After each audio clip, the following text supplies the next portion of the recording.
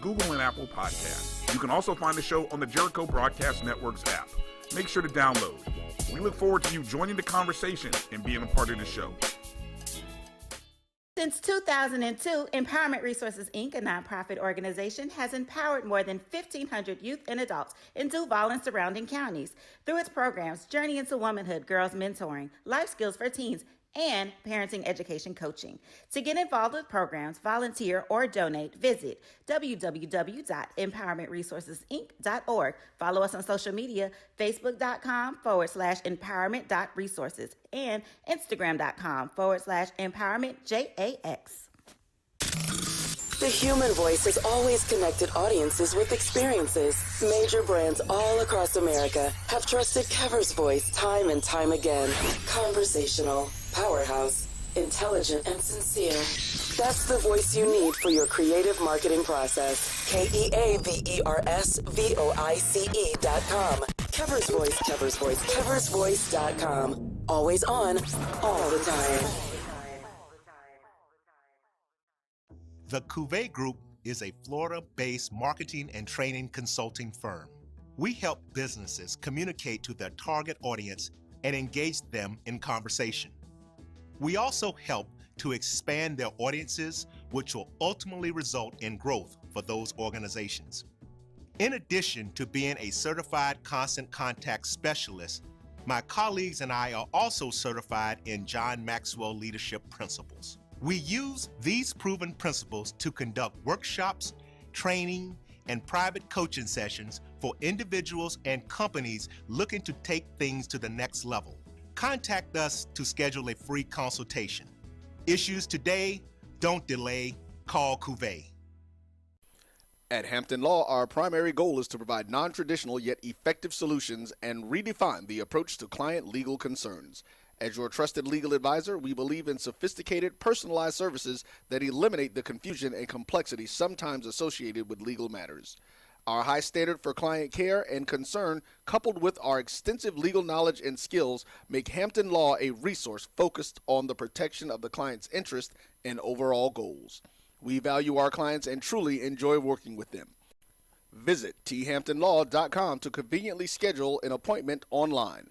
Tamika Hampton Esquire, 1631 Rock Springs Road, Suite 336, Apopka, Florida, 407-494-1471. thamptonlaw.com. It was a monumental game for A&M and Tampa. It was a monumental game. Somebody had to lose, and thank God it was them this time. We knew it was going to be a battle. Look at Jake Ave's record. 202 and 36, I think, some off-the-wall figures. And nobody would play him because they didn't want to take a chance of getting beat. But the truth of it is, over 46,000 tickets. Blacks were sitting in the east stands. The whites were sitting in the west stands. And the score wound up 34-28. The only thing we proved that we wasn't inferior, that we were not inferior, and we were not afraid. For one night, for 160 minutes, we was better than them. Majesty is a premium health and wellness tea line focused on bringing delicious yet healthy tea blends to the community. Filled with an abundance of vitamins and antioxidants, we work to blend teas with exotic spices and fruits to produce scrumptious and wholesome beverages. So check us out at mymajesties.com. That's MyMajesties.com. My Majesties, an Urban Passport member.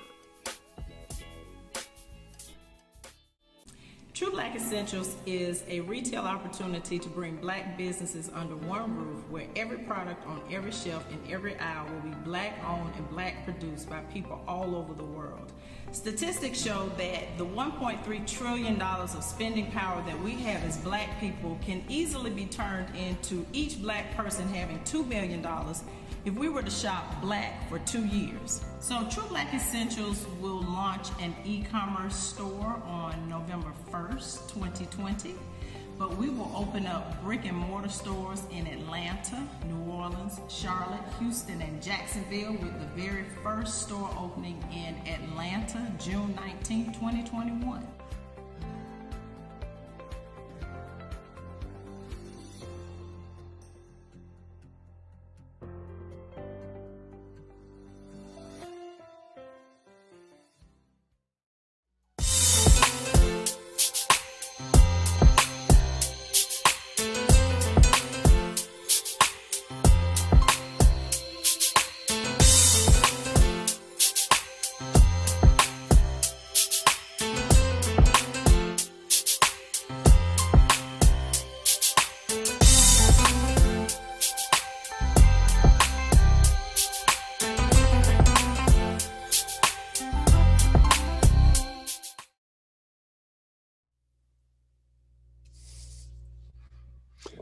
What's happening? What's happening? What's happening? It's Random Thoughts with DVP.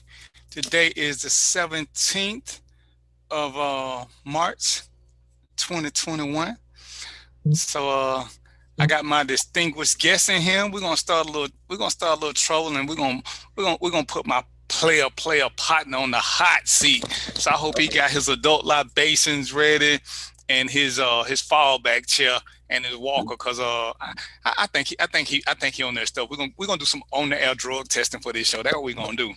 But first of all, how y'all doing? Let me get y'all in with this intro. Listen, because I'm into so much and everybody got so many questions. It's always crazy to me. And I'm gonna say this, and I got a show planned. And mindless chaos. You just you in the political arena at all? Yeah. Okay, I'm gonna have him on here, and this is one of the things y'all know. I'm passionate about politics, and I would have to say, if I'm being honest, the reason I'm passionate about politics is the same reason most people are passionate about politics now, because 45 made us pay more attention. So I'm gonna give the man his credit. We knew of stuff, but he made us pay more attention. I'm willing to give credit where credit is due. And when everybody keep wanting to discuss what he ain't done in 60 days, and this is so insane to me. In 60 days, you're trying to judge a man who got 4 years to do a job, but that's not even the point. I was having a couple of mindless discussions with some friends who claim to be woke and got this third eye. And y'all know how I feel about people with this third eye. They need to go see a surgeon, because having a third eye ain't normal.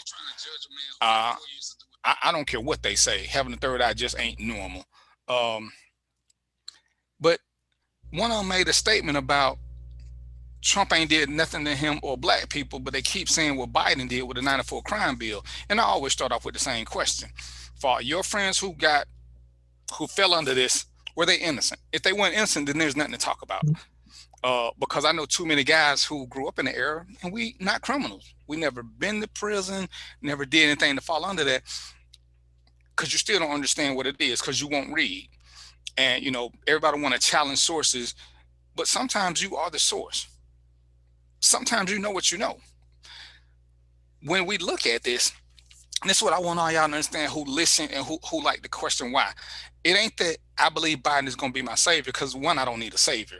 And the people who looking for a savior, that's why y'all always behind. Y'all keep looking for somebody to save you when you got to save yourself.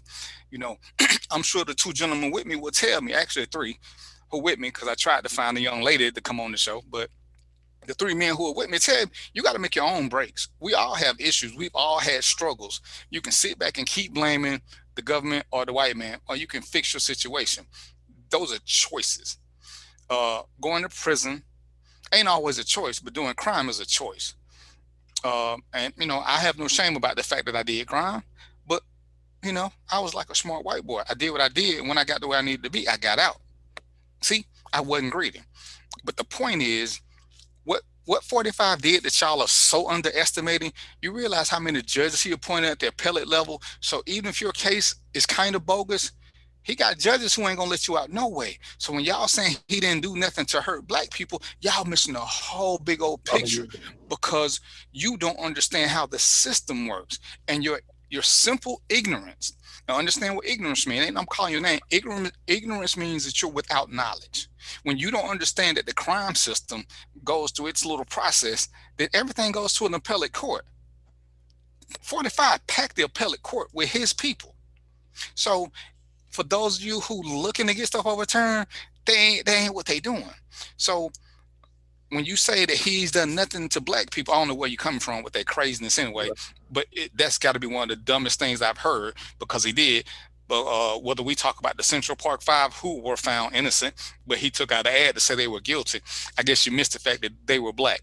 But it's like some of you woke people who are so pro-black and so, we got to create our own party, stop wasting your vote. And I agree with all that.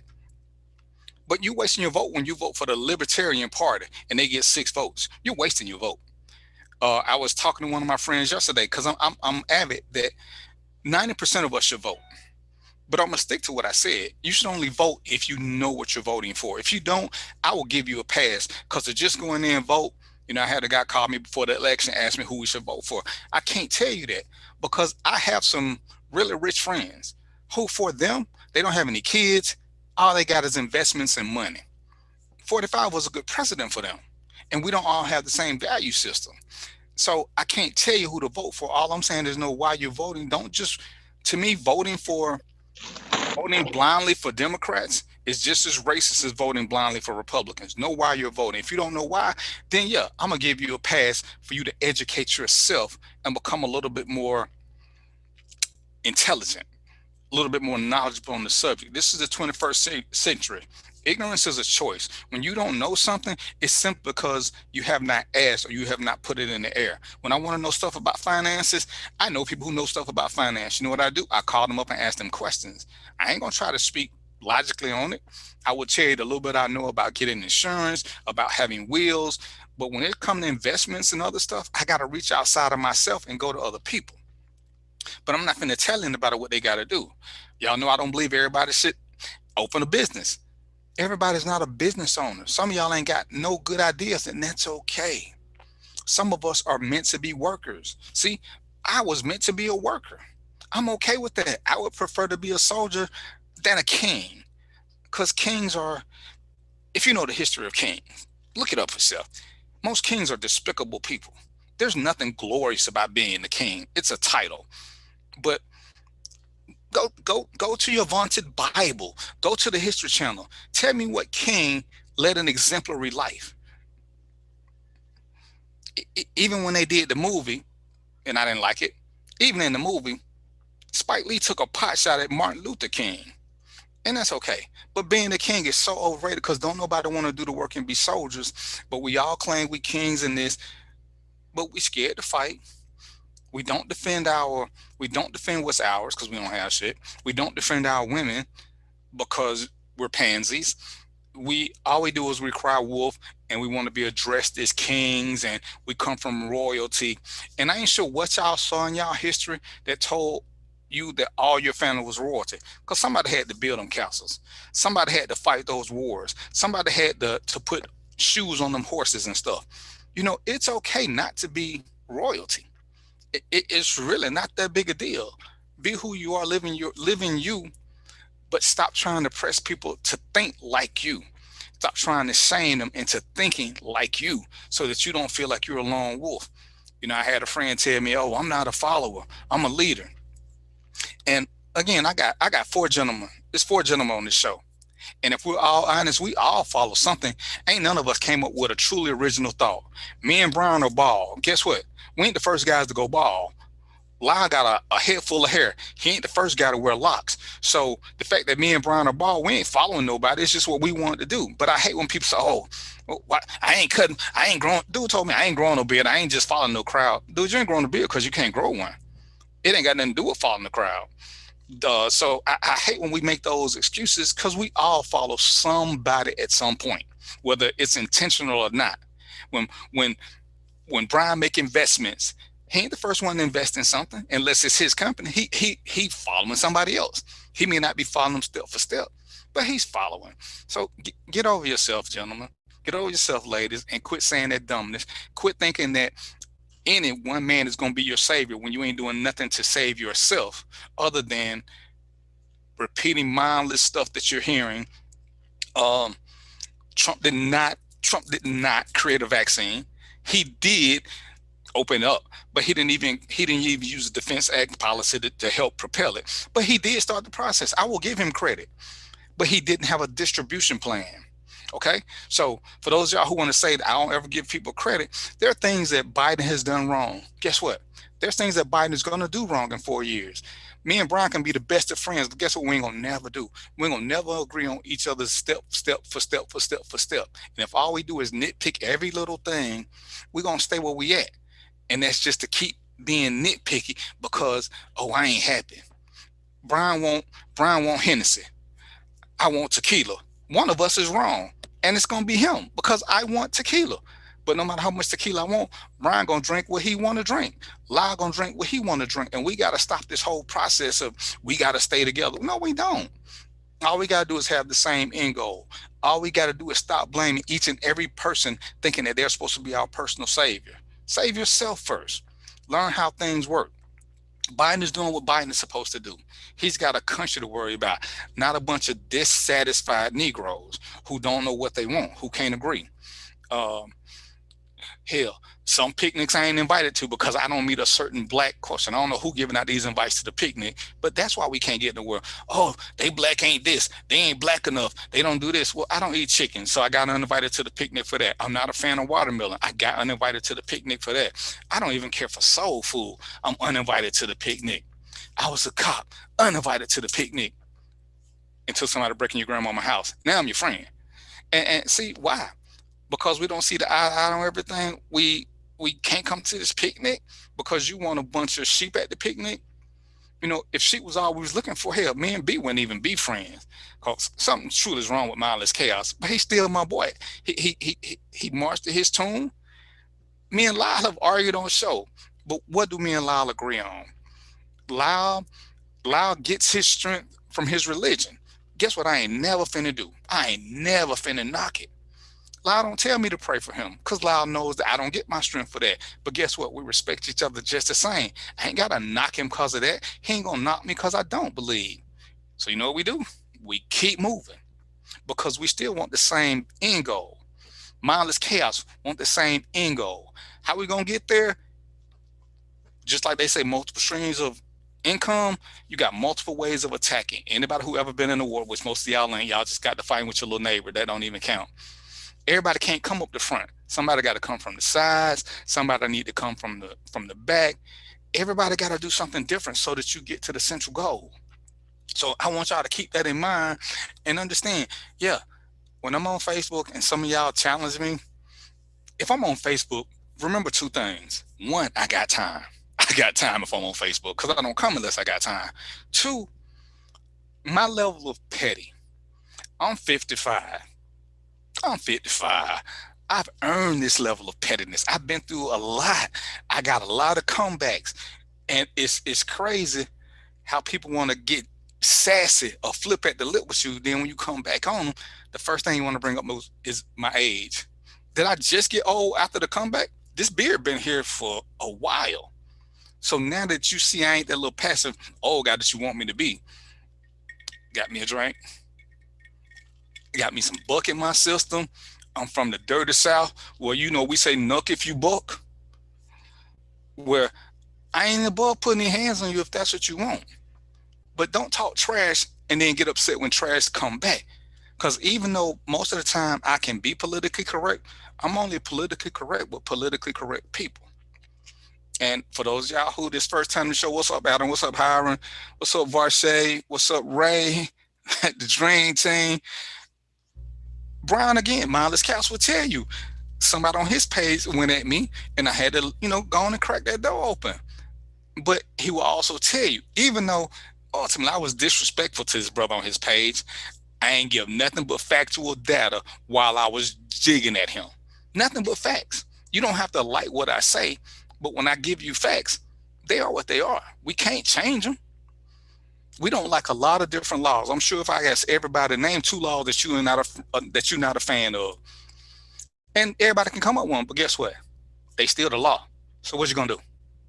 What you gonna do? You're gonna blame Biden, ain't you? Because he did that in '94. And before we get started with the show, I'm gonna just tell y'all this, and I'm gonna end this on the Biden and the '94 crime bill, so you'll understand. In the federal system, marijuana is illegal. So if Biden created a crime bill that affected us, and marijuana is illegal at every federal level, each and every. Why in Atlanta? Why can you smoke marijuana in Atlanta? You can smoke marijuana in most of Colorado. See, that's how the crime bill works. It was a federal crime bill because you still can't smoke marijuana at the airport. You can't smoke it on no military installation. You can't smoke it at a bank because these are all federal properties. So before you talk mindlessly about what you don't know about the black people who it affected, go through your friends list, go through your little family tree, and tell me how many of your relatives are in federal penitentiaries. And when you come back with 0, then quit talking about the crime bill. See, when they're in the state penitentiary, that means it was a state charge. It wasn't feds. It wasn't. See, ask Al Capone, ask Pete Rose, ask them about federal crimes. Yeah, you can smoke weed in Atlanta because it's legal in Atlanta. In Atlanta only, the city limits. But understand this: if the sheriff pull you over, it ain't legal in Fulton County. So depending on who you pull, Atlanta APD can't arrest you for smoking weed. The marshals, the sheriffs, every other police department can. But see, that's that federal crime bill thing that they don't get. They don't get it. So I just had to say that, and we're gonna get started with the show. I'm glad that y'all here. Varshay, it's been a minute. What we're gonna do, so I don't get in trouble, because Roy be fussing me about not taking my breaks on the time and fashion. So what we're gonna do is we're gonna take a quick break, and we're gonna come back. I'm gonna introduce my guest, and we're gonna jump on this. Hey Varshay, don't you want to be a guest on the show? I need a woman with some spunk. You down? Inbox me if you down, Varshay, because I need a woman. Brian gonna need some help. All right, let's take a break, Roy. This is the Dean of the College of HBCU Sports, Kenyatta Cavill of Dr. Cavill's Inside the HBCU Sports Lab with Mike Washington and Charles Bishop. Come mix it up in the lab where the course lecture is in session every Tuesday from 6 o'clock p.m. Central Standard Time on Facebook Live, YouTube Spreaker, or the BCSN app, as we discuss all things about the HBCU sports culture, including exploring the week that was in the sporting HBCU diaspora, as well as the upcoming week of HBCU sports. With me, the Dean, the College of HBCU Sports, on Dr. Cavill's Inside the HBCU Sports Lab with Mike Washington and Charles Bishop. Course lecture dismissed. Sugar Chateau Desserts is a specialty bakery located in the Charlotte, North Carolina metro area. We will create delicious and one-of-a-kind treats for any occasion. Sugar Chateau is currently shipping cakes in a jar, offering a variety of different flavors in a single-serve container that can help you celebrate in accordance with social distancing. Place your orders today by calling 803-526-7895 or visiting sugarchateaudesserts.com. Q Time is our classic Atlanta soul.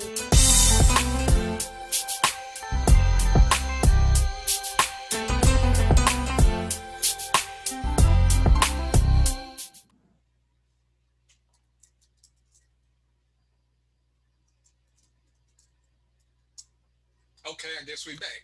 I be missing this countdown. You gotta let me know. You know what I'm saying? I'm still learning. I'm still learning this technological process. That's what how you got a producer extraordinaire and the host be drinking during the show. Sometimes we miss each other. All right, so let me start by introducing my guest. Oh, did he just switch to some water or something? Did he smoking moonshine? Oh, I saw you sipping out of some. What you drinking on Mindless Chaos? What was that? Oh, this is Makers. There's nothing special. Okay, it looked like you was drinking out of Powerade bottle there for a minute. Powerade. No, this is water. That's about it too. Oh yeah, see, he cheating. He drinking water on the slide. All right, go ahead, Mindless Chaos. Introduce yourself. Oh, introduce myself. What's up, people? Happy Wednesday to everybody. Happy Hump Day. Just happy to be here today. Talk shit with y'all, and I'm ready to roll. Let's get to it. And I got Mr. 976 in his house, you know what I'm saying? I got to keep a brother with some hair on the show just because I don't want nobody to think I'm discriminating against cancel culture. I tried to get Pepe Le Pew to come on here, but he told me to go ahead and get Loud to stand in for him because Loud done stole a kiss or two in his time. So go ahead and introduce yourself, Mr. 976. Right, yeah. So look, are you going to discuss that? I don't know what the whole Pepe Le Pew issue was and all that. He was raping girls or whatever, but yeah, what up, y'all? Makeup and more, man. Here on another Wednesday, man. Just chilling. Got me a little of that limited edition Crown. What the hell? How you say it? Crown Royal. Yeah, that's the name of it. Crown Royal Peach. Yeah, okay. Yeah. It's Crown Royale. I want you to speak with an accent, brother. We're gonna act like we big. We're gonna act like we rich. All right, look, I got the pinky. You know, that's how I run. I got my nails done. You know, I had the manicure and shit. You know. Hold on, that sound like a drug dealer. Got the nails done, and Roy got his screen blacked out. But I'm sure Roy gonna come on in here and say a couple of words because you know how he do it. You know what? Let's. I want to start with Roy. Can we put up the one about the birthday party? I think that's what we're gonna start with. All right, so And like I said, this show we're gonna talk about relationships and roles in relationships and how we define them. The first scenario deals with a married couple. I don't think B has ever been married, but you know he's the marrying type. You know what I'm saying? He want a woman to rub on his head in the middle of the night. He that dude, and Lyle got the lock, so he wants somebody to play in his hair. Me, you know, I'm married, so I just I want somebody to rub on my not so fat belly, so I can fuss about it. But the first scenario we're gonna deal with is with a man who's remarried. Okay, his daughter is having a birthday party. Her mother invited him, but not his wife. So the question was, let me see how big. I can't make it bigger on my screen. No, not that one, Roy. I want the one about the birthday party. So the question is about him going to the party. It's his daughter's party. Her mother's throwing it. She says he can come, but his new wife can't come. And and it's crazy because whenever I see good topics, one of the things I like to do for argument's sake is I like to put it in different groups because it's not important what I think. I want to know what different people think. So let me just read it to you right quick for those of y'all who just listening, because y'all ain't driving and texting and Facebooking. My husband's baby mama threw a birthday party for their 10-year-old daughter yesterday. The baby mama told my husband that I was not invited, so my husband did not go. Now, my husband's family, mostly unmarried women, are bashing him for his decision to stand with me, and they're accusing him of being a bad father. His own mother said that I should have been understanding and not become upset if he had gone to the party without me. The baby mama and I have had no bad blood. We have never been disrespectful to one another, have not had an argument or any dispute, but she told my husband that I was not welcome to the party because of my attitude. By the way, his daughter loves me, and I'm known for being very kind and direct. Is my husband right for standing with me, or should he have left me behind to attend his daughter's party to satisfy the family he came from? So I looked at this one, and since I do have baby mama, and I know lots of people hate that, so my son's mother, I have that, and I do have a son, and I have a wife, who are not all the same people. But what I want to do is I'm gonna start with the single guy first, because he's trying to act like he's finna fall in love. So Mindless Chaos, tell us your take on that scenario. How you feel? Did the man do the right thing by not going, or would you have went? It sounded like it was all over the place. Can you run that by? So what's it? Just tell me the gist of it. You were in a relationship with Lisa. Right. You and Lisa had a baby. Okay. Then you end up marrying Tracy. Lisa throws a party for your daughter, and she invites you, but tells you that Tracy can't come. You decide you ain't gonna go because your wife is uninvited. Your family telling you wrong. You should have supported your daughter and ditched the wife, and she should be more understanding of not being invited. Wow, I can't even read. That's a lot of drama for me. Wow.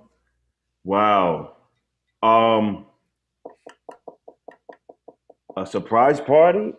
That would be crazy because you gotta, if I have full custody, I can't just rearrange everything because you want to throw, you know what I'm saying, like a surprise party. Now, if it's your weekend, that's okay. My wife and I wouldn't be pressed. We wouldn't be pressed about shit like that. We got bigger shit to worry about than a surprise birthday party because she's probably gonna have multiple things going on anyway. So I probably wouldn't. I don't know how we would handle that because I just probably wouldn't be mad. It's a birthday party. But would you go? Would you go? Or would you go and not take your wife? That's cool. Well, how would you handle it? Well, I would run a by, and if she don't give a fuck, she won't go. You know what I'm saying? But if she's like, nah, that would be real fucked up, then I would probably stay to support my wife. You know what I'm saying? Right. So it's a birthday party. Happened, and his family is giving him a hard time for that. I don't give a fuck about them. If it was me, they can keep giving me a hard time. I don't give a fuck. That's just, I don't know. Like, that just wouldn't bother me. Right. It's a birthday party. Right. So she's not giving away a kidney. So are you going to make it? Are you going or are you standing with your wife? Bottom line. If she got a problem with it, I'm not going. What are you doing? Do you want to go? It's a birthday party. And your wife and your wife ain't invited. So the choice is yours. What are you gonna do? You gonna stand by your wife? I'm staying with my wife. If she don't want to go, she don't want to go. She can't go. She's uninvited. Okay, well, we wouldn't care. I mean, you don't go to your daughter's party? She'll have another one. Okay. She'll only be 10 years old once. Oh, yes. And she'll be 11 the next year, and it'll be something else, and she'll fall off the bike, and I just wouldn't care, man. Hold on, how she fall off the bike, Brian? Where the hell did this bicycle come from? 5 or 6. All right. I mean, I don't know, man. I don't know. It would be hard. It would be hard for me to just kind of say because, like I get it. She's 10. A 10-year-old. She's not gonna understand adult situations. So exactly. So I will explain to her later and say, listen, your mom, you know, she didn't ask her to come at this time because she wanted to make it special and she wanted to make it all about you. So that's why we wanted this to be your moment, and we didn't want this weekend to be a distraction. We got another birthday party for you, and she's not gonna come. She's welcome to come, but she's probably not going to come because we're going to go away for that weekend. So I would do something. You know what I'm saying? The kids she don't have to really know all of that shit. Ooh, go away for the weekend. Yeah. Okay, Lyle, what you gonna do? Man, listen, don't ask me because I have lived some of this. So we talk about the party and get-togethers. Then we talk about going away somewhere, right? So I got all that, right? All right, so I had this situation with my son, my middle son, who I kick it with and everything like that, right? He was having a birthday party, right? At a place. Renee was in town, right? So Renee's with me. She knows him. She kicks it with him because he's cool. My son, who's older, I won't say mama's boy. He's just older, you know, his love his mom. And then my daughter, you know, she's always up under her mom. So me having any other girlfriend is a fucking issue. So I think that I'm a pretty lovable guy and shit, right? And so people love me. I be around their family and all of this. But when it comes time to my family, it's always some sticky bullshit, man. So I've had this in more than one relationship, more than one person, and more than one fucking event, you know. So, but this one, well, what happened with mine? And I'll just be honest with my peeps.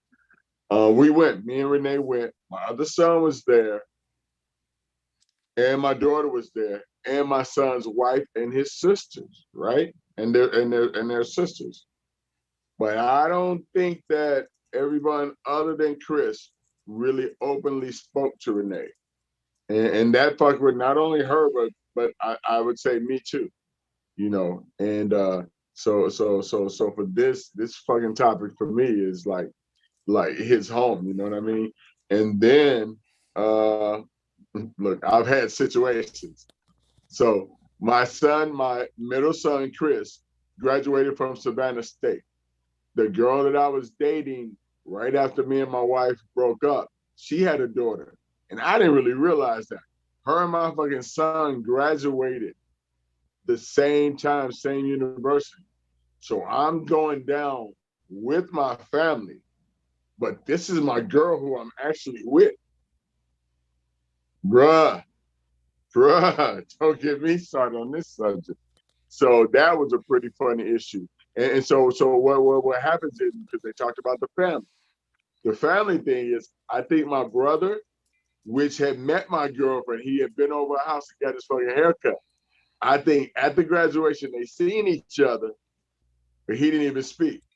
So that's how sometimes family can be. And then on the other turn, when me and Renee was at my son's party, and I'm gonna wrap it up. I don't think that all of my kids or whatever, or even Eric, or, you know, even the sister-in-law sisters really spoke to my girl. And that was kind of fucked up because when I had my makeup event, they were cool, they liked her, they knew she was down for me. My wife didn't come. And I don't even think Tyler was there, but everybody else was there. So this issue ruffles my feathers, get under my skin, but no. So here's my thing. I would probably, if what's your name wasn't invited, I probably wouldn't have gone either. Just like me.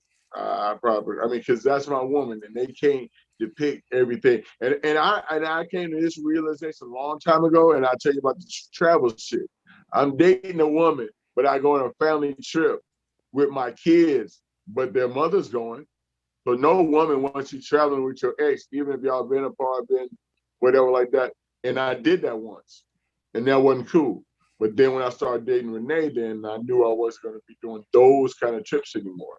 So all this whole topic of families and commingling and what events and things like that is, can be a sensitive issue and a sensitive topic, And my new daughter will be coming down next month. I'm trying to plan a party for her. So we talk about being honest, B. I know how you have been, D, talking about things. There's some shit for me right here, bro. So my daughter's gonna be coming down, and I'm gonna try to plan a dinner or something like that for her. But then the question will be, who all will come? I mean, I don't expect my ex-wife to come, but all of my kids and stuff like that, and I don't know. Well, so that's enough of my shit right there. Woo, woo, like that wrestler to be saying, woo. All right, Roy, come on with it. All right. Yeah, so I kind of feel it on both sides, because and I'll use my daughter. D, you've met and seen my daughter. My middle daughter she's a daddy's girl, and I've gone out of the way with stuff with her. What I would do first is I would ask my ex, it doesn't even say, it just says baby mama. I'm gonna ask her to give me an explanation of why she does not want her there, especially if my current girlfriend, wife, is somebody who's been in my daughter's life for, say, the last year. We'll just use a year. If she's been in there, they have a relationship. So if she tells me, oh, well, I just don't want her to come, and she can't give me a legitimate reason, I tell my baby girl, as much as the daddy's girl as she is, I say, baby, listen, I love you to death. We're not going to be out. And one, I would not put her in the middle of the issue. I would not tell her that her mama didn't want my girlfriend there, because that's just petty, and it doesn't make any sense, to put her in the middle of it. I just like, baby, daddy got something he has to do. I can't come to your party, but what we're going to do is we're going to get together afterwards, and me, you, and my boo, or whoever that is, are going to go, and we're going to do something special for you for your birthday. And then I would tell my ex, I'd be like, you being trifling as hell for not wanting her to come, because at this point, if I'm with this woman is going to be a part of your child's life. They would have met by this point. The lady, they even said that the thing she says that they were cool. They ain't never had, at least they've never been rude or, uncordial to each other. So, if you jealous, it's like, what the hell are you jealous for? For whatever the reason is. So no, I wouldn't go. I wouldn't go, because ultimately I wouldn't go, because that is a sign of disrespect that you don't want your children seeing you doing to your new wife or your new person, because that is saying that, oh, just because, that's my mama. And again, I'm not going to put them in the middle of the drama, but no, I'm not going to go somewhere. I'm not going to go somewhere where my new wife is not welcome. Right. That, to me, that's a no-no. And that's just, you can't do that, because it sets a precedent that especially your family will start doing. Because if they see you do that with her, then they're going to be like, oh, well, you know what? I don't really care for Karen too much either. So, I don't want her to come to this. So I'd be like, well, y'all ain't going to see me, because this is who I'm with now. So, yeah, I had to get in on that one. I knew you was gonna come in, and for me, I think it's probably the easiest one, because one of the things that Trina said was, one, kids get over way more than we give them credit for. To me, it's a non-issue. I've been on both sides of the fence where I wasn't invited to something, or my partner, and the only time in my world it makes a difference, a slight, super small difference. What's up, Drake? What's up, Deborah? Is if the other partner is simply a girlfriend and you have a habit of having a bunch of girlfriends. But other than that, if it's my wife and she ain't invited, then we ain't going. To me, there's no issue. I'm gonna talk to my child and say, hey, when you get through with your party, we're gonna do something next week. I may shoot them something. I may drop by and give them something. But I'm not going to any event where my wife is uninvited, even if she says, hey babe, don't let the trifling mother make you have a bad event. The fact that she uninvited my wife, to me, is a whole level of disrespect. And to me, once you're there, the reason she can't come is whether the baby mama want me back, or she's just throwing little hand grenades into a relationship. Because what she's just dictated is she can dictate where I can go with or without my wife, and that's never gonna happen because we don't let kids come between us. I damn sure ain't finna let the baby mama or the baby daddy come between us, because we're a package deal now. Like I said, if it's a girlfriend, I understand. I was invited to a wedding once, and the guy said, "Hey, it's gonna be a small event.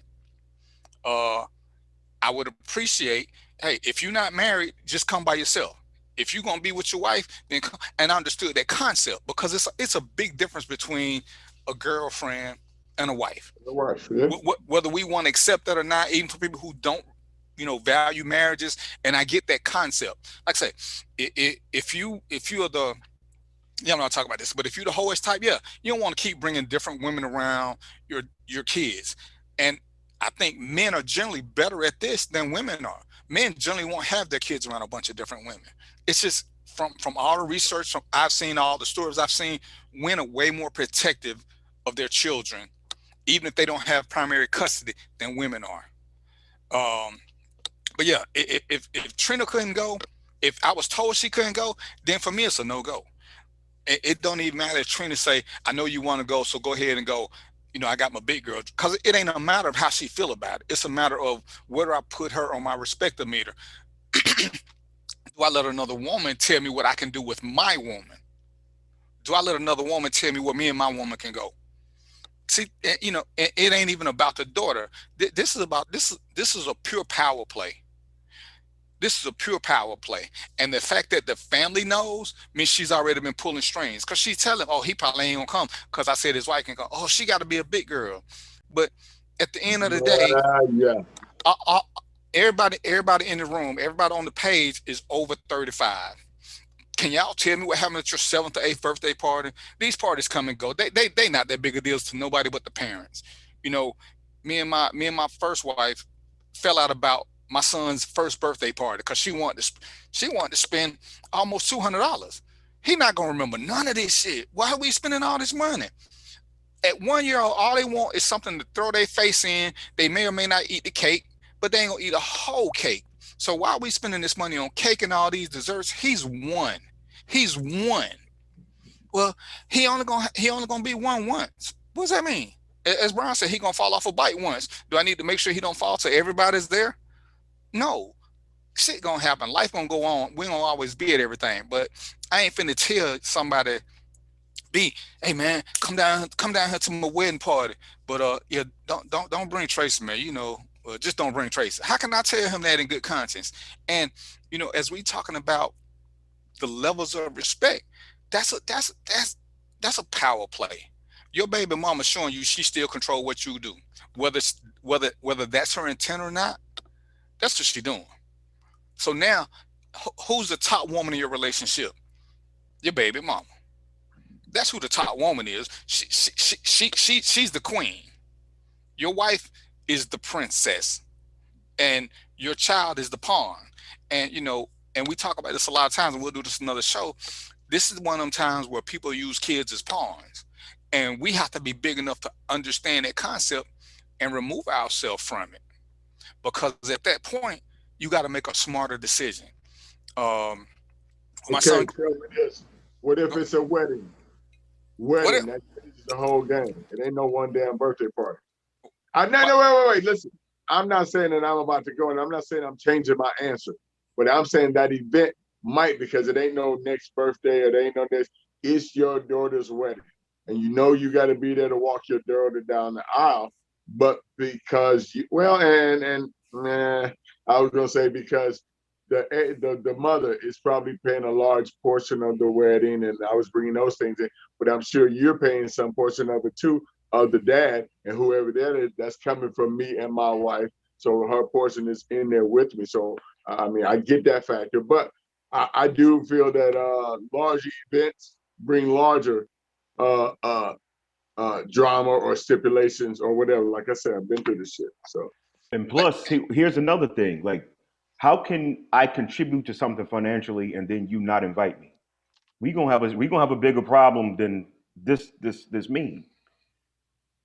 You know what I'm saying? Because in the daily, that she's have part a of your serious team. problem.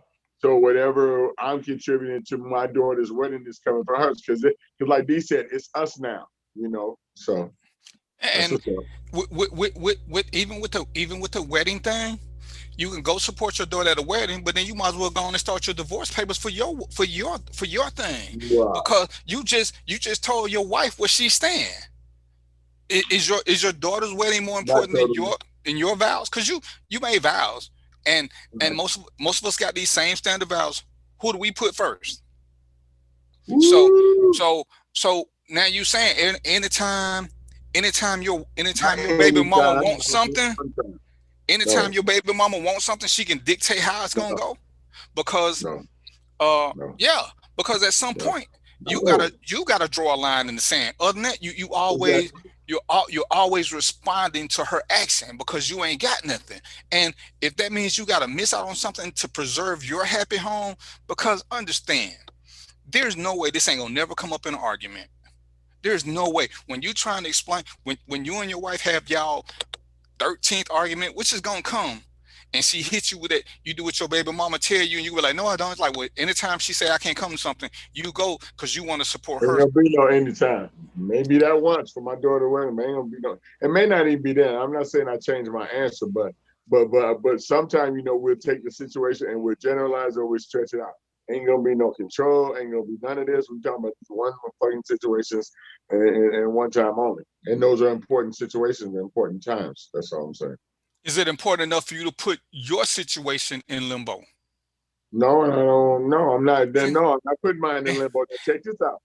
This is one thing that you said. You said even if your girl said, "Babe, I know it's your daughter. I'm cool. You can go ahead and go." You said you still wouldn't go. Now, for me, after I've run it by and given my woman every opportunity, not even that I'm leaning to go, I've already made my decision, babe, hey, we ain't going, I'm down with you, da-da-da-da-da. And she comes back to me and say, hey, well, I know that's your daughter, babe, da-da-da, I'm cool, da-da-da-da.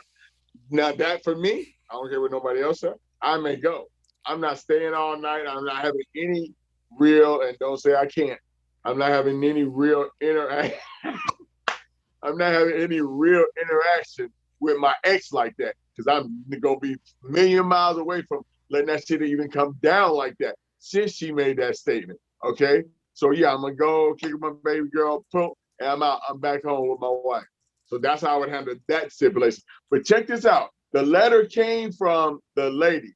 Now she said that, because it'd be a little bullshit in the letter sometimes. Just listen to me.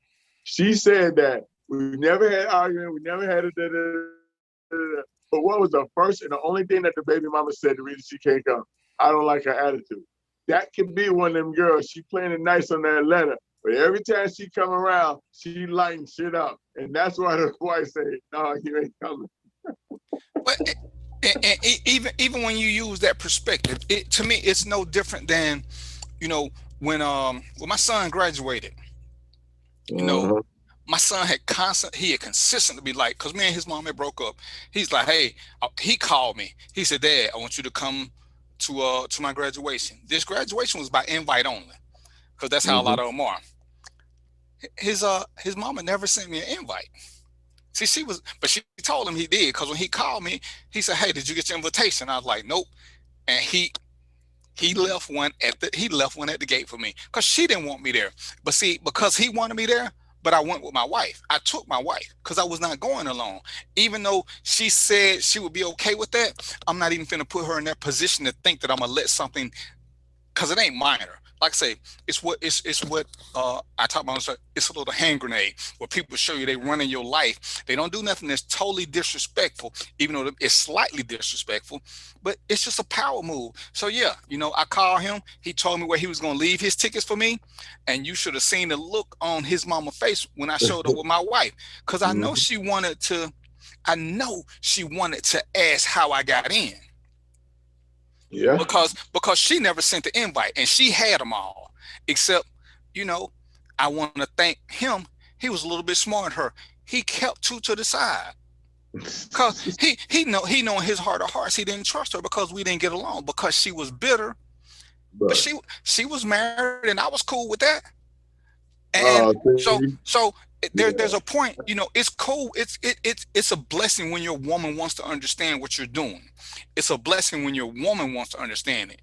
When your queen does it, you still don't put nothing above her if you're trying to maintain that and give her a sense of importance.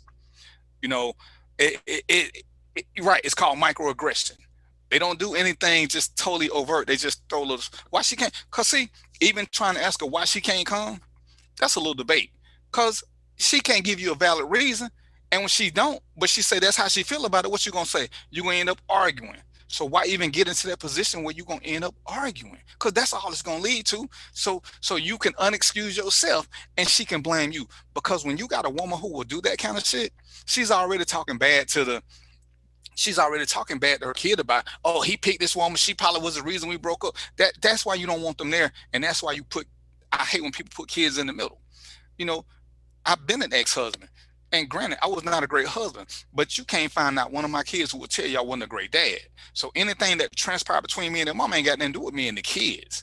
Now, certain parties I wasn't coming to, but my kids knew that we had this conversation. They knew who I didn't get along with. So we didn't have that conversation. I mean, we had the conversation with the child, you know, hey, when my son graduated from college, I didn't go to that party. It was at his mom's house because she jacked the party from his girlfriend and then wanted to regulate who could and couldn't come. And we talked about it. He's like, you know what, Dad, it ain't no big deal because I see how this is going to go. So we'll just do something later. But I went to the graduation. And because I wasn't married at the time, I didn't take a woman. I mean, I didn't take my girlfriend. I took my mother, who knew him, who he loved and adored, but she wasn't invited. So, but my son said, hey, I want you and Grandma to be there. So guess who was there? Me and Grandma. Because that's just, you know, to me, that ain't even one that's negotiable. That ain't even negotiable on no level. So why would I even allow her to dictate that? And as B was saying, why would I even allow us to have an argument about something that I ain't hearing no way? She on some crazy stuff. And women ain't knocking y'all. But when they got attitudes like that, what's the point? Because you can't win. So Varshay finally put her big girl panties on, so she gonna what they saying on the line, what they saying on the chat to what you saying, what they responding to. They saying you won't answer the question. Did somebody say that? Mm-hmm. They were talking about you. They were talking about you a lot. They were like, you were giving your whole story, but you were trying not to answer. Bro, you gotta read this so I know what's happening. Right. Hey man, you were doing your spiel. I was letting you have at it. but Varshay finna come on and give a what she said. Oh, most of them was saying I want you to answer the question. I did. I was just giving them. No, I know they didn't want that. They wanted you to say they wanted a yeah because they were picking on Brian at first. No, that was easy. All right, look. I'm used to it. Hey, B, you see that's what the comments are, brother. The comments. That's why you never pay attention to the comments because they roast you. Oh, you know what? That's probably why. I mean, I don't even be aware. I'm not even thinking about it. I wasn't even avoiding the question. I was trying to be, you know, this on the show. I was trying to be open and telling them my fucking real life experiences. But my answer is still my answer. You know, I gave that in fact. But you know, but you got to remember though that for most of the time that's the difference between how most people do. So some people can answer certain questions just yes or no, and some people want to give an explanation for why they in the middle. And I got it because I know you now. Because at one point, you know, it's just driving me crazy. Like why he won't just answer the question? But you a brother who like to explain your answer. And sometimes I put my foot in the ground. I ain't finna explain nothing. It's just no, and that's it. Right. But you know, when that's mentality shit, bro. That's some mentality shit about me. I do it, and sometimes I over-explain. So you know that's one of my things. You know that I know I need to work on because sometimes I'm a grown ass man, dog. Look, you 55, I'm 57. I don't owe nobody shit. I'm doing the right thing, you know, living my life right, you know, nobody else treat people right. I don't gotta really explain, but that's just been, I don't know, it's just been my mentality and probably my psyche, you know, from younger.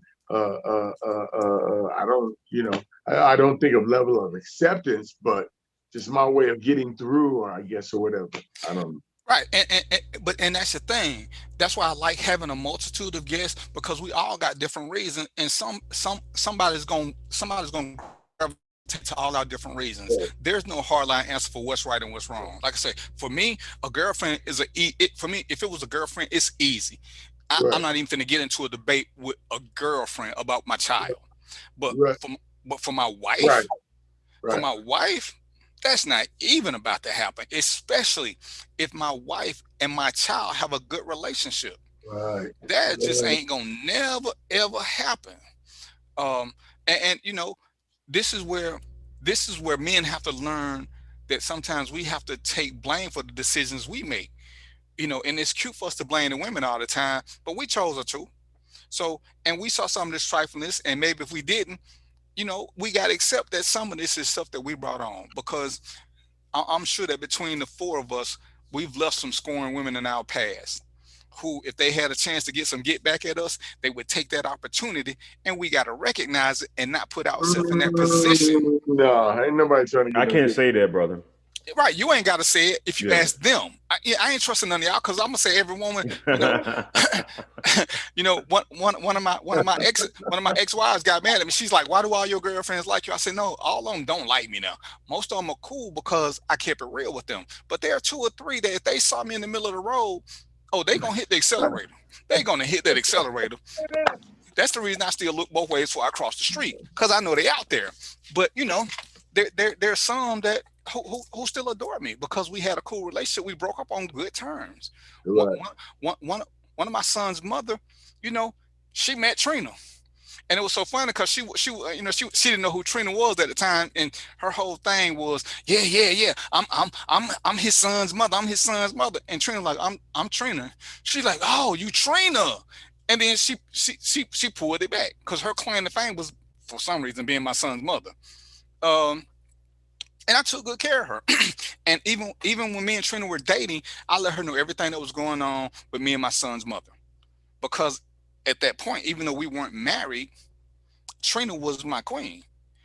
You know, but if his mother needed something that was going to be beneficial to my son, I was going to give it to her. But I didn't want Trina to think that I was doing something behind her back. So I kept Trina in the loop on everything, you know, because to me, that was the only way to do it, so that she can't tell Trina something that Trina don't know. Yeah, you know, he let me borrow some money, or he paid for this, he paid for that. Yeah, I'm gonna take care of my kid. And Trina said that was her claim to fame. But she was cool, you know. But that's one of them things. Like somebody said, the minute you start an argument, you already losing, because they got you to be out of character. So sometimes, you know what you got to do. And I'm sure mindless chaos do this a lot, because this kind of dude is. Sometimes you just gotta smile at somebody and be like, okay, bye, and keep it moving. Because sometimes, Barchay, where you at? I see you on the thing, but I don't see your picture yet. Oh, I'm over here trying not to knock shit over listening to you talk. Don't make me cut. Oh, I hear that voice. Yeah, but sometimes you just gotta smile and let somebody know. Even though it affects you a little bit, you can't let them see that, because sometimes that's where they get the enjoyment from, knowing that they upset you and that you're going to go home with your woman and be mad, and y'all going to have a couple of bad nights. So you just got to be like, you know what, ain't no big deal, because I'm going to throw a bigger and better party. So, you know, deuces, ain't no problem. Ain't no problem. All right, Varsha, I know you got money, so cut that camera on. We don't like talking to names. Look at here now. Hold on. I'm turning the camera on. My husband is in the comments, so you're going to get y'all if y'all talk crap to me, because I ain't putting on no makeup and acting like an adult today. Hold on. Varsha, you tagged your husband in the comment section. I sure did. Talking about what he wasn't going to do and how he going to do this and how he going to do that. Where your husband at? Put him on the camera. I don't even want to talk to you. Put your husband on the camera. put your husband on the camera. Talk to him. Hey man, she just straight out tagged him to my where he was gonna do that. It was hilarious. But yeah, I mean, you know, like I said, but this is where our different experiences come into play, and we need different vantage points so that people can make informed decisions. Because you can't just DVP ain't right all the time, mindless chaos ain't right all the time, Lyle ain't right all the time. So anyway. You right-handed, but you ain't right. But this is where we have to have different things, because I'm sure that there are times when women will say, babe, go on and do this, it's okay. But it's up to us still to understand, because we all know we done had a woman tell us it was okay to do something, and we know by the way she said it, it was a test. I wish the man was. How about it?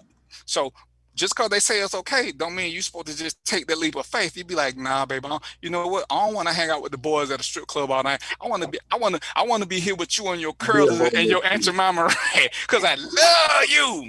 You know, because sometimes you got to bite that bullet. So, all right, so we got Varsay on here. And what's going on? She got the hubby in the background. Yes, she got the hubby in the back. Hey, man. Hey, man, I'm gonna call 911 for you, bro. Cause I see how she over there abusing you. She tagging you in the comments and everything. Hey, so what I need for you to do is when you need help, just blink twice, and I'm gonna go and hit 911 for you. Cause I see how she. You want a slow blink or you want a quick blink? Right. Either one. I got the slow down. Oh, see how she. Hey, did y'all see how their head snapped around? Right. Did y'all see how their head snapped around? So. So you married, bro. So I ain't gonna put you too much on the spot, cause I know how she is. I know she be over there beating you. I can tell by the way she flex her arm muscle. This is like a real thing that we deal with on a day-to-day basis, because the men is no joke. Tell me, so which is what? The family and kids and Mommy, I want to talk to you. Where's Daddy? Daddy's right here.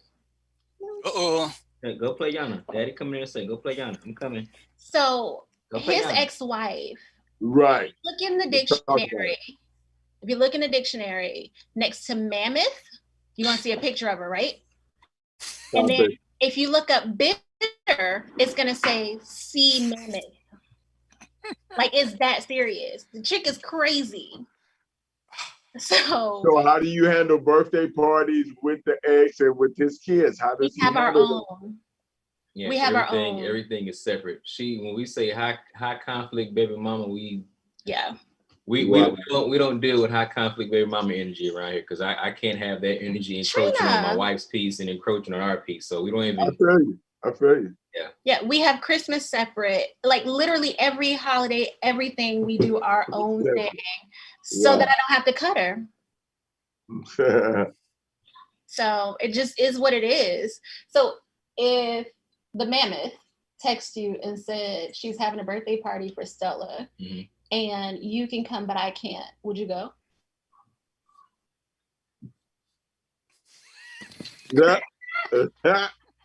I don't hear you answer, bro. We having a Pepe Le Pew moment. The first thing I'm gonna put in there is, so me and my wife, yeah, we'll be there. So I'm gonna be petty and throw that in there first. And they say no. It's really bad. Then we won't be there, because there is no I without her. It's not gonna happen. So one. Can I ask you all a question? Was this all of a sudden, or was this behavior before you two got married? No. It's been since day one, because also before you got married. Yeah, she said, "Let no man tear them apart, not even the divorce attorney." So to her, he's still her husband. Wow. Yeah. So no. And like I said, that's one of the things you got to look at. Either the woman, because I don't think my ex wanted me back. But she did. But anyway, she didn't want me to be with somebody else. Exactly. And it's like even after she got married, she was still bitter. I'm like, man, you got a whole husband now. Why are you still focused on me at all? You know what I'm saying? I ain't bothering you. And you know, like I said, even when I was dating, I didn't bring women around her, but I didn't bring women around my boys anyway. But it's like, you got a whole husband now. What are you still hanging on to? What are you still hanging on to? And so, you know, me and my son, we had a deep conversation. Probably we talked about 4 or 5 hours, and he told me some things that were on her mind. But at that point, he was of age. He understood things. What was on her mind? Oh yeah, because you know, she was sharing stuff with him from her point of view, and he was like, I don't remember that. You know, he remembered when she tried to run me over with the car. But at the time, he was young, and he heard her screaming, and he was screaming at me because he thought I was trying to hurt her, and I was just trying to put the car in park so she wouldn't keep trying to run me over.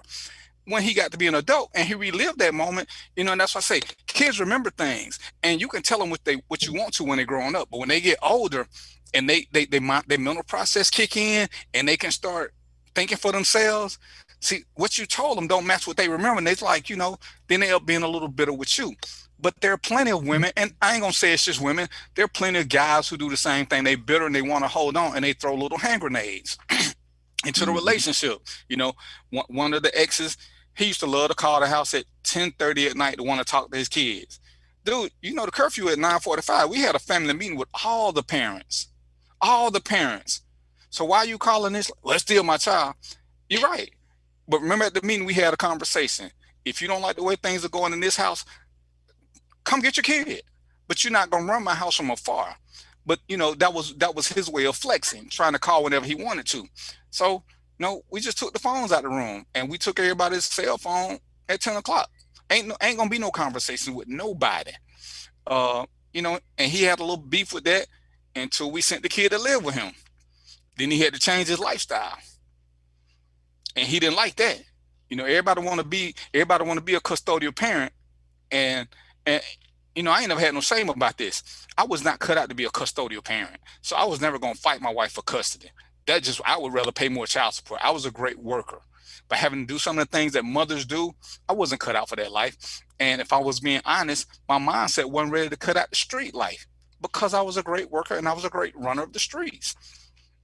When a lot of men get hit with that, where they got to give up the streets to be a full-time parent, they signing all them papers, they doubling their child support. And don't get me wrong, there are some who are built for that, but most of us aren't, because most of us know how to work more than we do anything else. Women know how to be nurturers better than most other people. And sometimes you just got to accept that, but you got to know when somebody's trying to cancel your relationship. What you shaking your head for, Varsha? You can't hit me. I'm over here. You can't hit me.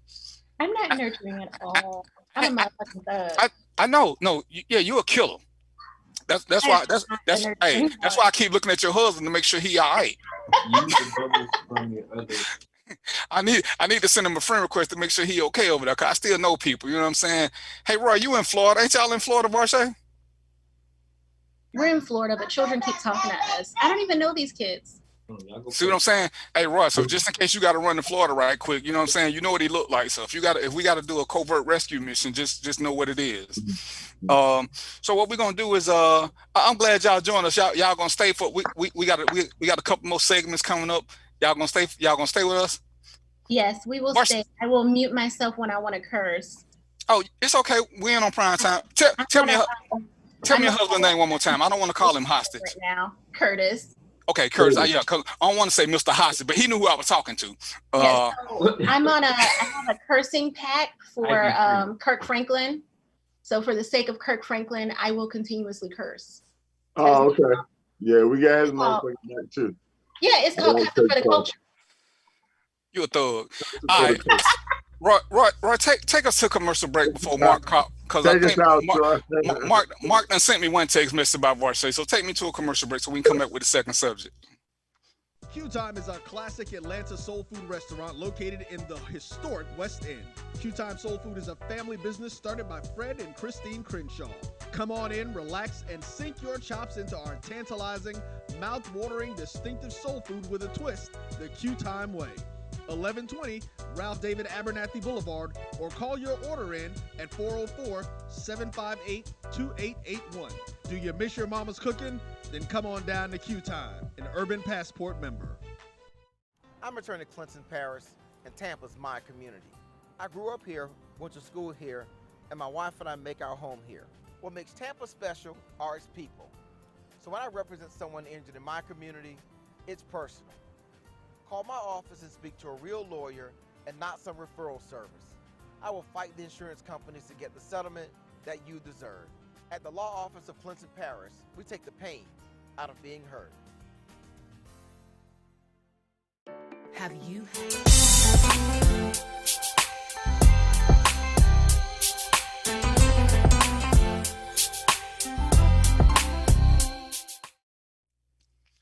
All right, what's up? We back and we still here and we still raising the temperature. I got my red on. I ain't the blood. I'm just so ain't no gang banging. And we got a new guest on. We got Varsha and Curtis, right? So hey, if y'all see Curtis blinking twice, y'all know what that means, right? They in Florida, so just go on and try to get over there. He gonna be standing by the window and just honk the horn twice so he'll know to go on and kick the one out and jump. Cause watch over there abusing him and the kids that she don't know where they came from. That's all I'm gonna say. That's all I'm gonna say. But Curtis, I'm gonna send you a friend request so I can check on you, bro, just to make sure we all good. All right. So I'm gonna introduce the subject, and Curtis, I need you to pay close attention to this one, and then I'm gonna let Mindless Chaos do his thing, cause Mindless Chaos, he this is where the drug test failed him. Yeah. You know, he used the Walgreens drug test instead of the standard one.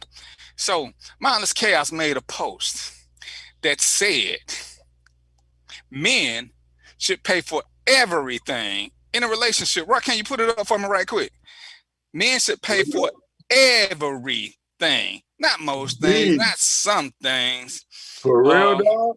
He said men should pay for everything in a relationship. If you don't or refuse to, you are a simp and you are a problem. That's what he said. So, you know, I'm gonna sit back. You know what we're gonna do? We're gonna do this because I'm from the dirty South. We're gonna do this like real gentlemen. I'm gonna let Varshay, who eating and ain't offering nobody no food, but she keep hitting Curtis. I see what she doing. Every time she swings her head, she popping him with a lock on the side. That's how she doing. You know what I'm saying? I see what you're doing. So I'm gonna let her get 2 more chews. Quit grabbing food because I'm finna put you on the camera. So Varshay, what's up? Does Curtis need to pay for everything? No. Why would he have to? Because then according to Mindless Chaos, he's a problem. And he a simp, according to Mindless Chaos. So he don't pay for everything. Yeah, he's supposed to pay for everything. So give me your thoughts first, because I posted this in 21 groups. I only got 2 women who agreed with that theory. So I'm trying to find, because Brian can't find nobody, even though he knew all these people. I told him I was gonna get him today though. So Varshay, why don't you believe that Curtis should pay for everything? Well, I'll start with saying the women who agree with that are probably broke. Yeah, they're probably broke. And I say that because even when I was single, when I was dating, getting into relationships, I've always been a boss. So that would be a hard sell to find a man that's willing to pay for my lifestyle. Like, what? Like, that doesn't make sense. So you're going to pay for my lifestyle and your lifestyle. And what am I going to do with mine? Like, that's just stupid. It's stupid. It's selfish. And it's like 1920s gender roles. I don't need a man to pay for my life. Everyone serves a purpose. And you find that person that fits with you, and his wallet had nothing to do with it. Oh. So where did Curtis go to? Oh, yeah, look. He went to go take care of children that I don't know. Let me see. The children that y'all kidnapped? I'm sorry, the children that you kidnapped. Let me get it right in case the police watching, because I see at least 2 police on my page. So it's Varshay who's the culprit.